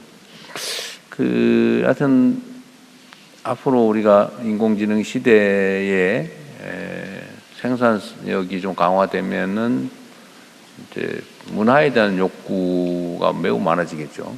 높아질 텐데 문화도 하나의 산업으로 매우 중요하게 아마 자리 잡게 될 거고 지금 그게 뭐 K-팝 이런 걸로 나타나고 있긴 하지만요. 그것만으로 많이 부족할 테고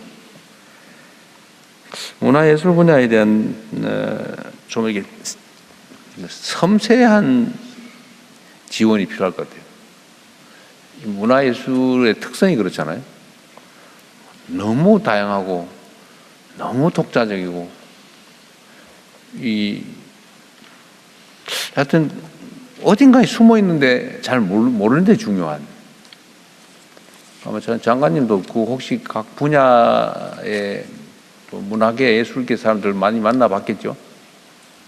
네, 저도 이거 하면서 집계해봤더니 간담회를 300회를 했더라고요, 지난 1년. 많이 하셨네요. 네, 정말 많이 만났는데. 그래도 많이 빠져 있죠. 네, 그렇죠. 그래서 결국은 문화는 다양성이 중요하기 때문에요. 다양한 곳에 지원을 할 수밖에 없는 것 같습니다. 그래서 대통령님 말씀처럼 늘 부족한 곳은 항상 부족하다는 이야기가 계속 들리고 할 수밖에 없는 그 본질 자체가 그런 것 같습니다. 일종의 우리가 이제 청년 정책으로 고민도 많이 하는데 청년 정책을 청년들에게 좋은 일자리를 만들어 주던 시대가 지금 저물고 있고 뭔가 창의적인 창업의 시대를 열어야 되는데 그 중에 저는 하나가 이 문화예술 분야도 매우 잠재력이 있어 보이거든요. 또 문화예술을 가지고 관광 콘텐츠도 만들고요. 관광도 지역 특화된 콘텐츠도 만들기 때문에 다 연결이 되어 있습니다. 그러니까요. 어쨌든 이게 손이 매우 많이 가는 영역의 일이라서 혼자 하시기는 어려울 거고 우리 차관님들이든 실국장, 과장 여러분들이 잘해 주셔야 됩니다. 사실은 장관이든 대통령이든 접촉면이 한계가 있잖아요. 네. 근데 다른 부분들은 이게 예를 들어 국방부처럼 쫙 하면은 이 통제가 쫙 되는데 일사불란하게 이 문화예술 분야는 직접 접촉하지 않으면 간접 전달이 안 돼요. 그런 특성들이 있더라고요. 문화예술의 특성이죠. 분야는 그렇지만 저희 문체부 조직은 원팀으로 똘똘 뭉쳐서 아니 그러니까 자기들은 뭉쳐 있는데 공급 조직은 뭉쳐 있는데 수요 조직은 전혀 뭉쳐 있지 않다 이 말이에요. 네네. 그래서 더 조직적으로 저희도 다합된 힘이 필요하고요. 체계적으로 잘 그래서 일을 처리하고 있습니다. 저는 한 가지 의견 드리고 싶은 게 좀 있습니다. 이 문화라고 하는 것이 중앙부처 중심의 움직임에서는 사실 찾기 어려운 것들이 굉장히 많고 지역에 내려가 보면 굉장히 작은 아주 작은 기업들이 움직이고 있고 그게 지금 굿즈의 그 뮤지엄에 우리 중앙박물관에 온 1인 창업자, 그러니까 창작자들의 상품들이 엄청 인기를 끌고 있는 거잖아요. 그러니까 미나박물관 같은 거 운영했던 어떤 분이 만든 호랑이가 기반이 돼서 우리의 지금 상품을 만들 수도 있고 그래서 오히려 지역 기반의 지원 사업들 형태라든지 좀 지역에서 자발적으로 자율적으로 할 수 있는 구조가 훨씬 더 문화적 예술 지원 사업인 것 같은데 너무 아까 사실 대통령 말씀하실 때 교육 관련된 부분도 제가 섣불리 교육을 말씀드리긴 좀 어려운 부분이 있으나 너무 중앙집권적 일관된 형태의 대학 정책 그리고 문화 정책들이 오히려 이 자율적 부분들이 좀 낮아지고 있는 것이 아닌가. 그러니까 뭐 해외를 나가보면 우리가 관광을 많이 가는 그 유럽에 가보면 굉장히 작은 도시들 가서 좋아하면서 다시 또 우리 정책 지원은 너무 이렇게 중앙 방식의 구조들 속에 있어서 그런 자율적으로 움직이는 것들이 좀 많이 개발돼야 되지 않나라는 생각이 듭니다.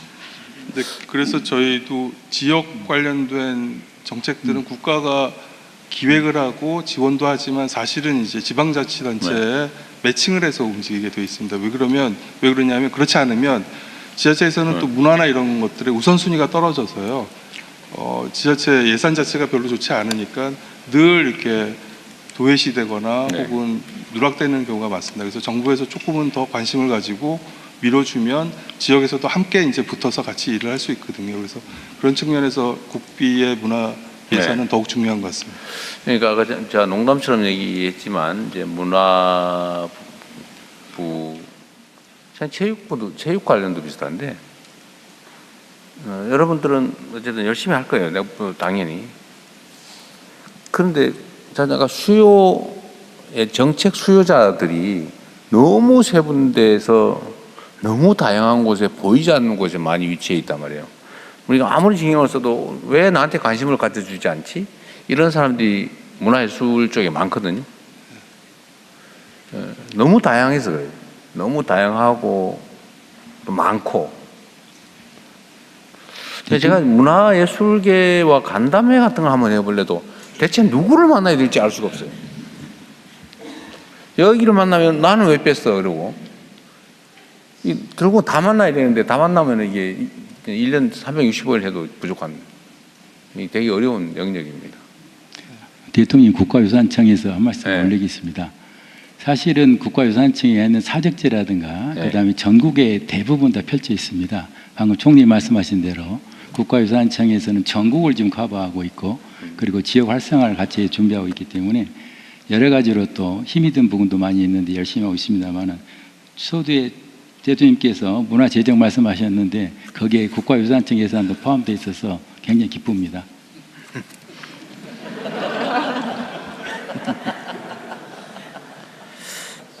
출판문화산업진흥원 어디 계세요? 네, 대통령님 이쪽입니다. 이쪽입니다. 아, 예. 진흥원장 김성수입니다. 그 요새 출판 산업은 좀 어떻습니까? 지금 현재 출판사 등록은 매우 좀 어렵다고 하는 것 같은데 좀 어떤가? 네, 평균 영업이익률이 1.7%에 달해서 매우 어렵습니다. 그 이유는 사람들이 책을 안 읽어서인가요? 예, 근본적으로 지금 책을 읽지 않고요. 근데 대통령 지금 두 가지 저희의 희망적인 소식들이 있는데요. 첫 번째는 출판사의 국내 매출이 99.7%입니다. 0.3%가 해외 매출입니다. 그런데 현재 한강 작가 이후에 해외에서 우리 작가와 책들에 대한 선호가 굉장히 높은데 해외 시장이 저에게 크게 좀 열려 있는 게 하나가 좋은 기회가 있고요. 두 번째는 이제 종이책 1차 저작물로는 매우 힘든 상황입니다. 그래서 IP 산업으로 전환하는 이 두 가지 기회가 우리에게 주어졌다고 생각합니다. 그거와 관련해서 그 번역 무슨 사업 있죠? 네, 지금 문학번역원이 있고요. 또 진흥원에서 함께 번역하는 사업이 있습니다. 번역 사업 예산은 좀 있어요? 아니, 현재는 뭐 많지 않은 상황이고요. 출판사들이 지금 제일 원하는 건 해외로 가는데 평소 때 샘플 번역을 가지고 있고 그리고 또 포트폴리오를 가지고 있어야만 상시로 해외 출판사를 접촉할 수 있는데 그게 안 돼 있기 때문에 지금 진흥원에서 계속 상시적으로 저희가 지금 그 번역하고 포트폴리오 준비를 해드리고 있습니다. 번역을 해야 해외에 진출할 거 아니에요? 맞습니다. 그래서 왜냐하면 이제 출판 그 문학번역원에서는 문학 분야만 전체를 번역해서 해외로 나가는 걸 하고 있고요. 우리 진흥원에서는 웹소설이라든지 그림책이라든지 그다음 인문서라든지 문학이라든지 거의 전 분야에 걸쳐서 현재 샘플 번역을 하고 포트폴리오를 만들어서. 근데 지금 번역 서비스를 제공할 때 무슨 번역원인가 뭔가 있던데 옛날에는 이제 전문 번역사를 고용을 해가지고 그 사람이 책 골라가지고 번역하는 거잖아요. 번역해서 뭐 해외 제공하든지 할 텐데 요즘에는 번역사를 고용해서 합니까? 아니면 다른 방법으로 합니까? 지금 번역원에서 전문 번역사들에게 의뢰를 하고요. 또 이제 저희 진흥원 같은 경우는 이제 그 출판사 번역을 할 때 본인들이 원하는 번역사들이 없으면 검증된 번역사가 중요하기 때문에 진흥원에서 검증된 번역사의 풀을 가지고 있어서 저희가 진행을 하고 있습니다. 요즘에는 다 플랫폼 형태가 유행인데 그 번역하는 사람을 고용해서 쓰는 것도 전통적으로 하는 일 포기할 일은 아니지만 그 시장에서 일종의 공모 방식으로 모집을 해보는 것도 나쁘지는 않을 것 같은데 싸고 좀 다양성도 보장하고 이해하시겠어요? 무슨 말인지? 예를 들면 제야의 고수들을 활용하자. 일종의 클라우드 방식 비슷하게. 그게 싸게 많이 할 수 있는 길이지 않을까. 그다음에 그 선택도 사실 권력이잖아요. 어떤 작품을 번역할 거냐. 그 점에 대한 자율성도 시장에 부여할 수도 있을 것 같고. 그건 한번 검토해 봐 주시면 좋겠습니다. 그렇게 하겠습니다. 해외에 국내 작품들 진출은 매우 중요할 것 같아요. 우리 대한민국에 대한 관심과 기대가 정말로 높아지고 있거든요. 와서 이제 그게 이제 관광으로 나타나기도 하지만 문학 작품들에 대한 수요로 이어질 수도 있죠. 또는 한국 상품에 대한 수요로 이어져서 수출이 잘 되는 것도 있거든요. 이 최근에 중남미 쪽의 화장품은 200~300%가 폭증을 하는가 보더라고요. 수출이. 근데 문화에 대한 수요도 상당히 높아질 수가 있고 사실 그건 일부러라도 해야 되는 거잖아요. 대통령 하나만 좀 더 말씀을 드리겠습니다. 이미 저희 출판 수준은 세계적 수준에 와 있는데요.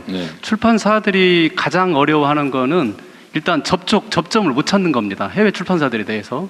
그래서 저희가 K북 그 저작권 마켓이라고 그래서 최근에 해외에 유수의 100개 출판사를 초대를 해서 우리 100개 출판사하고 수출 상담을 해서 상당한 성과를 거뒀고요. 그리고 또 이런 우리 대한민국에 사는 방식을 가지고 해외를 나갑니다. 저희가 미국과 그다음에 이탈리아라든지 태국 방콕 등에서 해외 나가서 하는 것도 있고요. 또 해외에 유수 도서전이 있습니다. 프랑크푸르트 도서전, 런던 볼로냐, 상하이 이 도서전을 제가 전략 도서전으로 제가 선정을 해서 우리 작가들과 책을 그 도서전에서 수출 상담을 할 수 있도록 그런 기회를 현재 만들고 있습니다. 잘하셨습니다. 관광공사 우리 사장님 어디 계신가요? 네, 여기 있습니다. 관광공사는 직원이 얼마나 돼요? 직원은 현재 768명 되어 있습니다. 해외 지사 비슷한 것도 있죠? 네, 해외 지사가 총 30개 있습니다. 해외 지사에서 뭐 합니까? 해외 지사에서 외래 관광객 모객하고 그다음에 현지 이제 마케팅을 하고 있고요. 그 현지 관광 생태계하고 이제 연결이 돼서 그 한국 관광에 대한 관심 같은 것들을 끊임없이 제고하는 노력들을 하고 있습니다. 모객을 해요? 네, 모객도 합니다. 그 관광 회사가 하는 거 아니에요? 예. 근데 이제 우리 그 관광업계 생태계가 굉장히 좀 복잡한 게 앵커가 되는 굉장히 큰 기업들이 있지 않고 이제 그러다 보니까 그 관광공사가 직접적으로 나서서 해야 될 분야들이 관광공사가 모객을 하는 건 좀 이해가 안 되는데. 예, 마이스 같은 거를 예를 들면요. 큰 이제 그 기업 인센티브 투어 이런 것들은 그걸 왜 그러니까 그럼 만약 그런 걸 한다면 그 왜 해외 지사에 가서 해외에서 상주하면서 합니까? 그건 일시적인 일인데. 국내 직원이 나가서 하는 건데 모르겠는데 해외 지사가 왜 무슨 이벤트 사업에? 그 현재 있는 기업들하고 연결이 돼야 되기 때문에요. 그 인센티브 투어를 유치를 하려면 그래서 그 시장하고 딱 붙어 있어야 됩니다. 아니 국내에서 예를 들면 이벤트를 하는 거를 관람할 사람을 해외에서 모집을 한다 그 말인 것 같은데. 그게 아니고요, 대통령님. 그 기업들이 한국에 이제 직원들을 보내가지고 인센티브 투어를 한다든지 아니면 한국에 보내서 기업 회의를 개최하는 경우가 있습니다. 네네네. 이제 그런 경우가 단위가 몇천 명 단위, 크게는 이제 10,000명 단위 이상이 되는 아주 큰 그런 걸 유치를 한다. 네, 그렇습니다. 그게 이제 대표적인 거라고 볼 수 있습니다. 그 어느 나라가 그런 거 많이 해요? 중국은 꽤 하는 것 같긴 하던데. 네, 기본적으로 중국, 일본도 굉장히 많고요. 그 다음에 이제 그 시장이 굉장히 큰 데가 미국이 되겠습니다. 미국에서도 우리나라 인센티브 투어를 와요? 네, 그 학회를 비롯한 여러 가지 행사들이 있습니다. 그래서 각 국가에 나가 있는 지사들이 그런 일들을 한다. 네, 그렇습니다. 우리 장관님이 그 관광공사의 해외 지사의 업무 성과, 구체적 업무 성과 한번 체크해 봐 주세요. 네, 그렇게 하겠습니다. 네. 30군데나 있다고요? 네, 30군데 있습니다. 30개국에 나가 있는 거예요? 네, 그렇지는 않고요. 한 나라에 또 여러 개도 있어요? 중국 같은 경우가 7개 지사가 있고요. 일본에 3개 지사가 있습니다. 근데 그 이벤트 투어는 그 관광 회사들이 하는 거 아닌가 원래? 그 왜 국가기관이 하지 그걸? 일단 기본적으로 그 현지 관광 생태계의 파트너들이 그 항공사도 있고, 그 다음에 또 아주 대규모 여행사도 있고요. 그러니까 되게 여행사들이 그런 거 주선하고 하지 않나요? 네, 근데 제가 말씀드렸지만 한국의 여행사들이 사실 영세한 데가 많이 있어서요. 그 관광공사는 어차피 뒤에 이제 국가 이제 공신력이라는 거를 이제 등에 업고 이제 할 수 있는 유리한 점이 있습니다. 그래서 지금 현재 관광 생태계를 고려하더라도 공사의 해외 역할은 굉장히 크다고 볼 수 있습니다. 뭐 중요한 일이죠. 근데 우리나라 기관들의 해외 지사가 너무 많은 것 같아서 하는 소리예요. 진짜 꼭 필요한 건지 한번 체크를 한번 해보시죠. 자, 그 외에도 뭐 각 그 산하 기관들 또 관련 기관들이 역할을 잘 해주셔야 됩니다. 말씀드린 것처럼 특히 문화예술 분야는 접점이 너무 많아가지고 지금 문화부 직원들이 커버하기가 어려워서 이런 거 많이 만들어 놓은 거 아니겠어요? 네, 맞습니다. 그래서 산하기관과 같이 저희가 협력해서 일을 하고 있습니다. 벌써 시간이 이렇게 됐네. 우리 국민 참여단들 의견 한번 들어볼까요?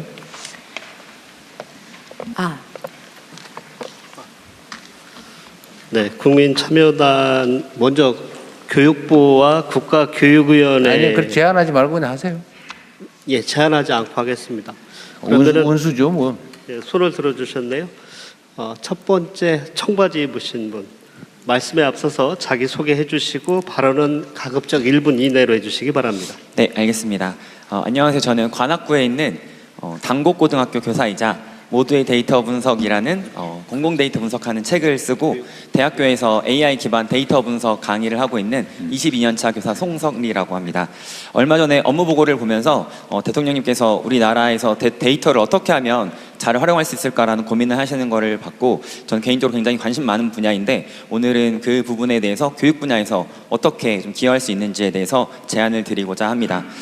저는 공공데이터 활용 관련된 책도 쓰고 강의를 하면서 우리나라 공공데이터 분야에서 조금 잘 확산이 안 된 두 가지 이유가 있다고 생각하는데요. 첫 번째는 일단 뭐 질과 양은 최근에 많이 늘고 있지만 편의성 부분이 좀 부족하다는 부분인데 이 부분은 많이 개선이 되고 있다고 생각을 하고요.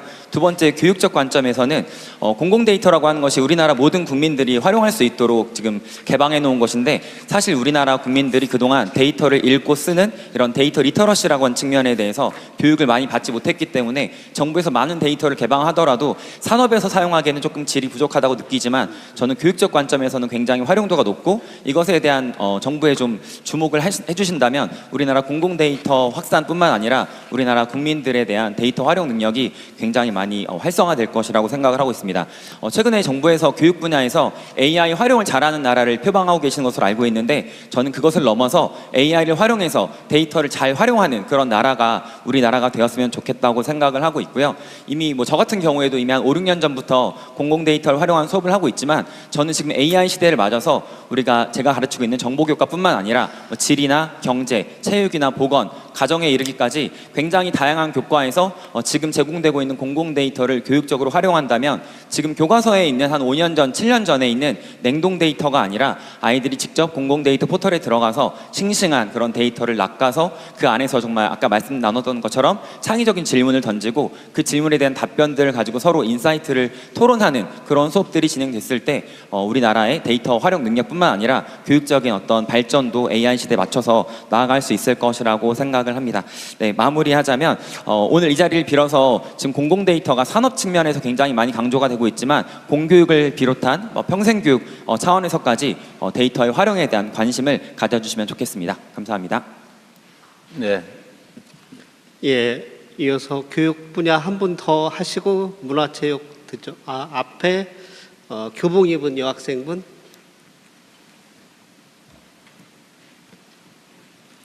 안녕하십니까. 서울학생대표로 학생참여위원회 활동 중인 서현중학교 박채연입니다. 교육정책은 확정된 후 학생들의 학교 생활과 교육 경험에 오랫동안 직접적인 영향을 미칩니다. 그렇기 때문에 정책 방향을 정하는 과정은 물론 실제 학교 현장에서 학생들이 어떻게 체감하고 있는지를 살펴보는 과정 또한 매우 중요하다고 생각합니다. 교육부와 국가교육위원회에서는 정책을 논의하고 추진할 때 학생들의 의견을 어떤 경로로 수집하여 정책에 반영하시는지, 그리고 정책 시행 후 현장에서 올바른 작동 여부를 구체적으로 어떻게 점검하고 계신지 여쭙고 싶습니다. 네, 답은 나중에 하기로 하고요. 노력하자 그 말이죠. 네.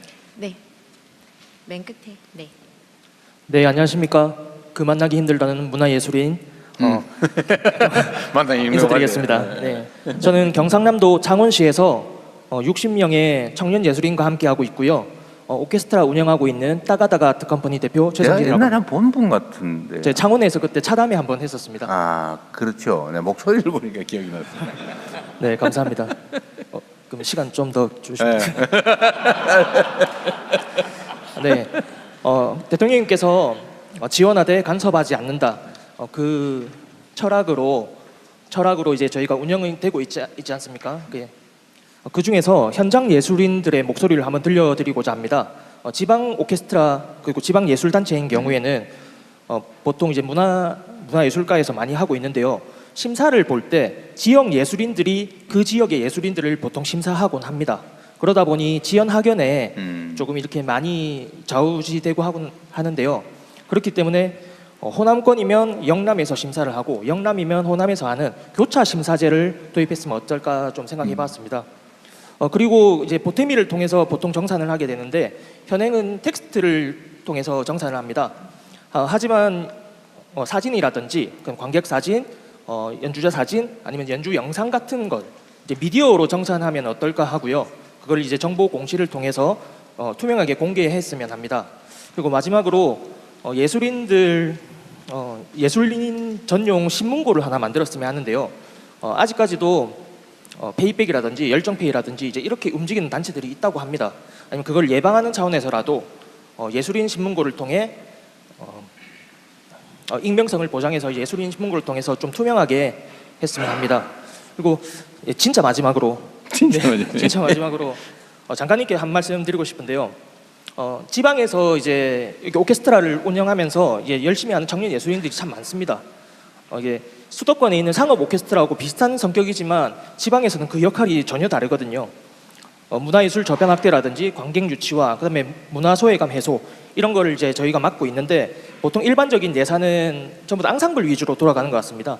그래서 이제 오케스트라가 가장 고용도 많이 되고 그런 부분이 있는데 한번 챙겨봐 주시면 좋겠고요. 아까 간담회 300번 하셨다고 했는데 12월에 저희 공연에 와주시면 301번째 될 것 같습니다. 대통령님 명령 한번 내려주시기 부탁드리겠습니다. 감사합니다. 다음 분, 네. 네, 안녕하십니까. 저는 고향 특례시에서 종목단체장으로 활동하고 있는 노진수라고 합니다. 아까 대통령님께서 언급하신 그 가장 하위 체육단체라고 생각을 하시면 됩니다. 현장에서는 특히 기초체육회 중심으로 여러 어려움이 나타나고 있습니다. 민선체육회가 충분한 자립과 기반 없이 적응 기간 없이 출범하면서 대통령님께서 아까 언급하신 정치적인 영향을 로부터 100% 벗어날 수 없는 환경이 되었습니다. 그 이유는 사실 기초체육회 같은 경우에 운영 예산의 대부분을 지자체로부터 의존하는 구조가 이어지고 있습니다. 그 결과 자율성을 확보하기보다 지자체의 체육 정책과 예산에 더욱 영향을 받을 수밖에 없는 현실입니다. 어떻게 뽑느냐도 중요하지만 어떻게 운영하느냐도 중요합니다. 국민을 위한 체육단체 정책을 적극 검토해 주시기를 장관님께 제안드립니다. 그리고 한 가지만 더 말씀드리면 저는 그 문화체육관광부 지정스포츠클럽도 운영을 하고 있는 운영자입니다. 스포츠클럽 정책이 연간 300억 이상의 예산이 투입되는 중요한 사업입니다. 스포츠클럽법이 시행된 지 어느덧 5년차를 맞이하고 있습니다. 현재 문체부 지정스포츠클럽 사업은 대한체육회와 시도체육회를 통해 운영되고 있습니다. 하지만 현장에서는 제도의 실질적인 권한은 문체부에 있는 반면 대한체육회와 시도체육회는 예산 집행과 사업 운영 중심의 역할을 수행하다 보니 현장의 의견을 신속하게 반영하거나 제도를 능동적으로 개선하는 데 한계가 있다는 목소리가 나옵니다. 그 결과 매년 공모사업에 맞춰 새로운 프로그램을 개발하는데 너무 많은 행정력이 투입되고 있으며 생활체육 보급과 전문선수 육성처럼 중장기적인 계획이 필요한 사업도 단년도 사업처럼 운영되는 어려움을 겪고 있습니다. 새로운 사업을 계속 만드는 방식보다 장기간 운영이 가능한 프로그램을 객관적으로 평가하여 우수한 사업은 계속 지원하고 미흡한 사업은 개선하는 방식이 현장에는 더욱 적합하다고 생각합니다. 문체부는 이러한 운영체계 한계를 혹시 알고 계신지 궁금하고 지정스포츠클럽이 장기적인 관점에서 안정적으로 운영될 수 있도록 운영체계나 제도 개선을 해주시기를 요청드립니다. 감사합니다. 그 장관님, 이 문화예술 체육, 이제 체육까지 문화예술, 특히 문화예술 분야는 이게 공급자의 마인드로 아무리 잘해도 수요자를 만족시킬 수가 없어요. 좋은 소리 못 들어요. 그래서 만나는 것도 한계가 있으니까 지금부터 문화예술 분야, 체육 분야를 포함해도 괜찮고 문화예술 분야에 대해서 예산 신청을 한번 받아보는 것 어떻습니까? 그러니까 어차피 지금 이 장면을 보시는 문화예술인들도 많으실 테니까 네. 한번 그들에게 기회를 한번 주는 거죠. 예를 들면 아이디어를. 문화예술 분야에 대한 예산 지원을 어떻게 해야 될지 아무리 그 공급자가 머리를 짜내도 한계가 뚜렷하거든요. 네네. 차라리 그 현장에 있는 수요자들로부터 그냥 다 제안을 받은 다음에 그 중에서 뭐 경중이나 규모나 이런 걸 따져서 우선순위를 따져서 취사 선택하는 과정을 한번 거쳐보면 어떻습니까? 지금 저희가 문화예술정책자문위원회라고 해서 10개 분과에 100분을 모시고 거기서 예산을 다 받고 있었거든요. 그러니까 그건데 그거 가지고도 안 된단 말이에요. 내 말은. 네. 전체적으로 한번 이걸 오픈시켜서 그냥 오픈해서 네. 오늘 이 방송을 보시는 우리 문화예술인들께서도 한번 생각을 해봐가지고 이런 걸 하면 좋겠다. 뭐 아주 구체적이지 않아도 되죠. 네. 아이디어를 좀 다 주면 그걸 중에서 좀 골라보는 걸로. 이 전문가 어떤 대표자라고 뭐 10명, 100명 이렇게 해놔도 전혀 대표하지 못하는 게 문화예술계의 특성이더라고 보니까. 네, 맞습니다. 네. 그러니까 나름은 또 대표를 하고 있지만 그것도 누락되는 데가 너무 많기 때문에 이 개성 때문에 그래요. 개성과 개별성 이게 문화예술인들의 특성이잖아요. 특성. 너무 당연한 거거든요. 그래서 그거는 한번 검토를 해주시면 좀 아이디어도 새로웠고 불만도 좀 줄일 수 있지 않을까 싶네요. 네, 아예 오픈된 구조로 해서 네, 아예 뭐 공개적으로 한번 받아보시죠. 네. 만들고 아까 또 질문 중에 그 예술인 전용 신문고 얘기도 있었거든요. 그 부분도 또 저희가 그런 내밀한 부분들을 파악하는 데 되게 도움이 되는 네. 장치일 것 같습니다. 그것도 좀 만들어 보겠습니다. 그러게. 네. 하여튼 그건 뭐 AI를 활용한 종합 신문고가 도입되기 전까지는 일단은 분류해서 받는 게 도움이 되겠죠. 한두 분만 좀 더 하시고 우리 국민들 의견도 한번 들어보겠습니다. 예. 뒤에 좀 간단히 해주면 여러 사람이 얘기할 수 있어요. 나는 일단 선정됐으니까 실컷 이렇게 하지 말고 아직은 채택되지 못한 대기자다 생각하시고 얘기해 주세요. 네. 명심하겠습니다. 네. 감사합니다. 안녕하세요. 저는 우리 대한민국에서 가장 핫한 도시 통합을 이루어가지고 지금 신나게 도움닫기를 하고 있는 전남 광주 통합시에서 왔습니다. 무안 군민이고요. 이 자리에서 대통령님 뵙게 돼서 너무 반갑고 감사합니다. 대통령님께서 지역 균등 발전과 특별히 교육 분야에 대해서 균등하게 전국의 아이들이 혜택을 받고 또 모두가 잘할 수 있도록 많이 애써 주시는 것 감사합니다. 저는 문화체육 분야, 우리 K컬처 분야에 대해서 말씀을 드리고 싶습니다. 요까지 얘기하는데 지금 30초 훨씬 들어갔어요. 네. 네. 최근에 한예종을 광주로 옮긴다라는 이슈가 있어가지고요. 한예종에 있는 재학생들과 교수님들이 굉장히 반발을 하고 힘든 상황이 되는 그런 해프닝이 있었습니다. 그것은 어떤 내용을 반증하냐면 지역에서는 문화예술인들이 살아가기가 힘들다, 인프라가 없다라는 것을 보여주고 있는데요. 저희 아이는 국악을 전공하고 있고요. 진도에 있는 국악고등학교를 다니고 있습니다. 그런데 최근에 강사가 없어서요. 5월, 6월, 7월 3개월 동안 수업 결손이 있는 상황에 있었습니다. 지역 균등을 이루기 위해서는 모두가 다 수능에 1등을 할 수 없고 같은 조건으로 지역에서는 사실은 불가능합니다. 그래서 지역이 잘하는 것을 더 잘할 수 있도록 좀 도와주셔야 되는데요. 우리 전남 예향 전남이 방금 그 문화예술 쪽에서 말씀을 하실 때 문화예술이 굉장히 컨트롤이 안 되는 영역이잖아요. 어디에서 어떠한 특별한 예술인이 어떻게 히트를 칠지는 모르는 것입니다. 그럼에도 불구하고 대한민국이 끝까지 포기할 수 없는 것은 한국적인 음악, 국악의 전수가 변함없이 열심히 이루어져야 되고 또 그것들이 또 세계로 뻗어나가서 K컬처를 자랑스러운 우리 문화를 증명해야 되는데 그 본 고장의 아이들이 그것을 전수받을 교사들이 없고요. 그리고 지역의 이러한 특수한 문화 예술조차도 국악 영재들이 조기에 다 서울로 전통 국악고 한예종 이 코스를 가기 위해서 이미 어린 나이에 다 유학을 와버립니다. 그래서 지역의 인프라는 갈수록 더 힘들어지고 있습니다. 더 그래서 요약을 해주면 좋겠는데. 네, 네, 그런 부분들을 축약해서, 네. 네, 신경 써주십시오. 감사합니다. 나 끝났어요? 갑자기 미안하잖아요. 예. 한 분 더. 한 번만 더 합시다.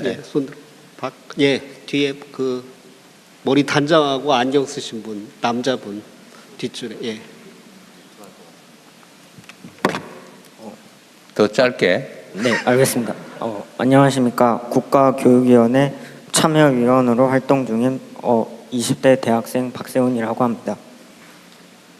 저는 짧게 말하자면 우리나라의 올바른 교육의 방향성으로 대한민국의 교육을 이끌어 나가 주시면 좋겠습니다. 저는 지금의 교육이 오로지 사교육에 좀 더 치중되어 있는 느낌을 많이 받는 것 같습니다. 그 다음에 고등학교 5등급제는 뭔가 부추기는 현상을 만들어내고 있는 것 같습니다. 고교학점제, 수능 절대평가, 서술형, 논술형 취지는 다 좋은 것 같습니다만 뭔가 우리의 그 입시적으로 봤을 땐 사교육을 좀 더 조장하고 있는 교육의 방향으로 흘러가는 것 같습니다.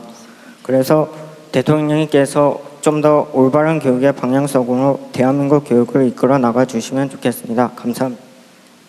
요 앞에 그 고등학생이세요? 흰옷? 예, 우리 학생 얘기 한번 들어볼까요?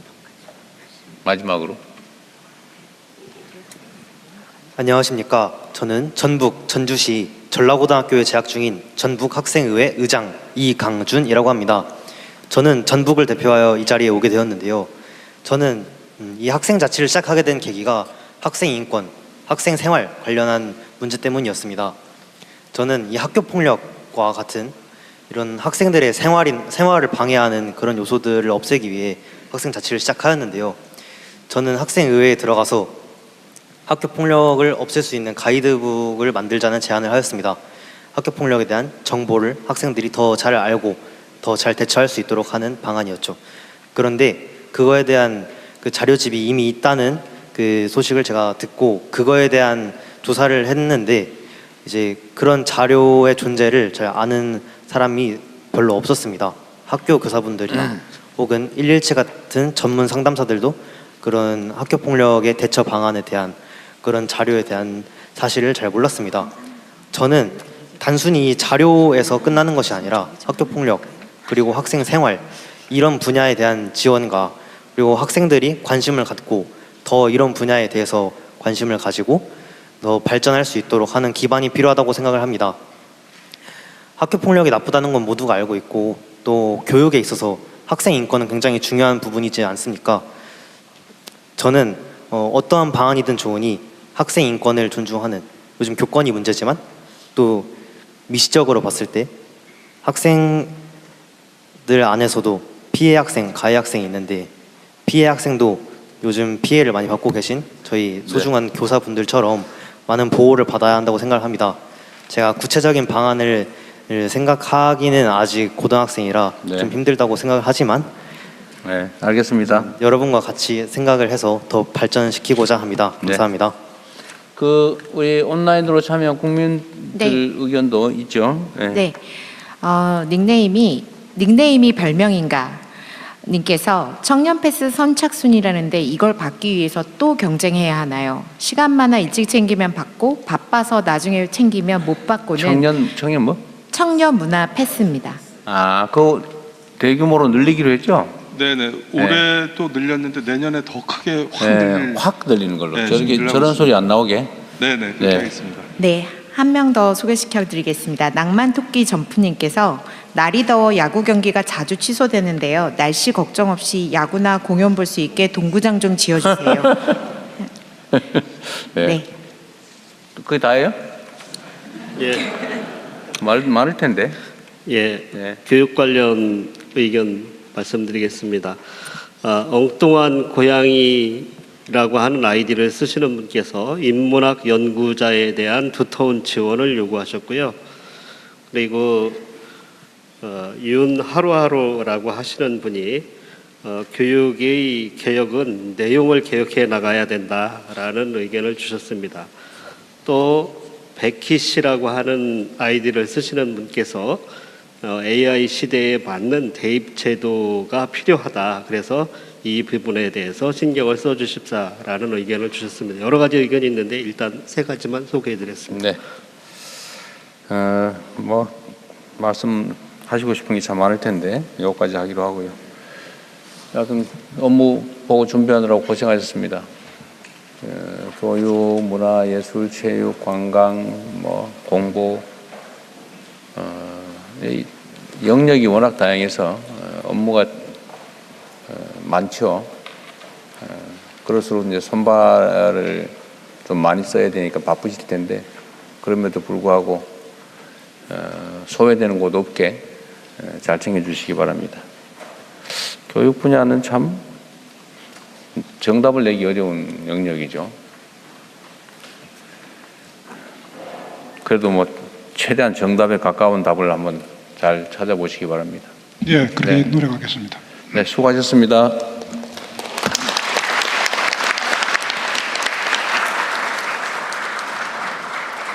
이것으로 업무 보고를 모두 마치겠습니다. 대통령님께서 이석하십니다. 나머지 참석자분들은 잠시만 기다려 주시면 감사하겠습니다.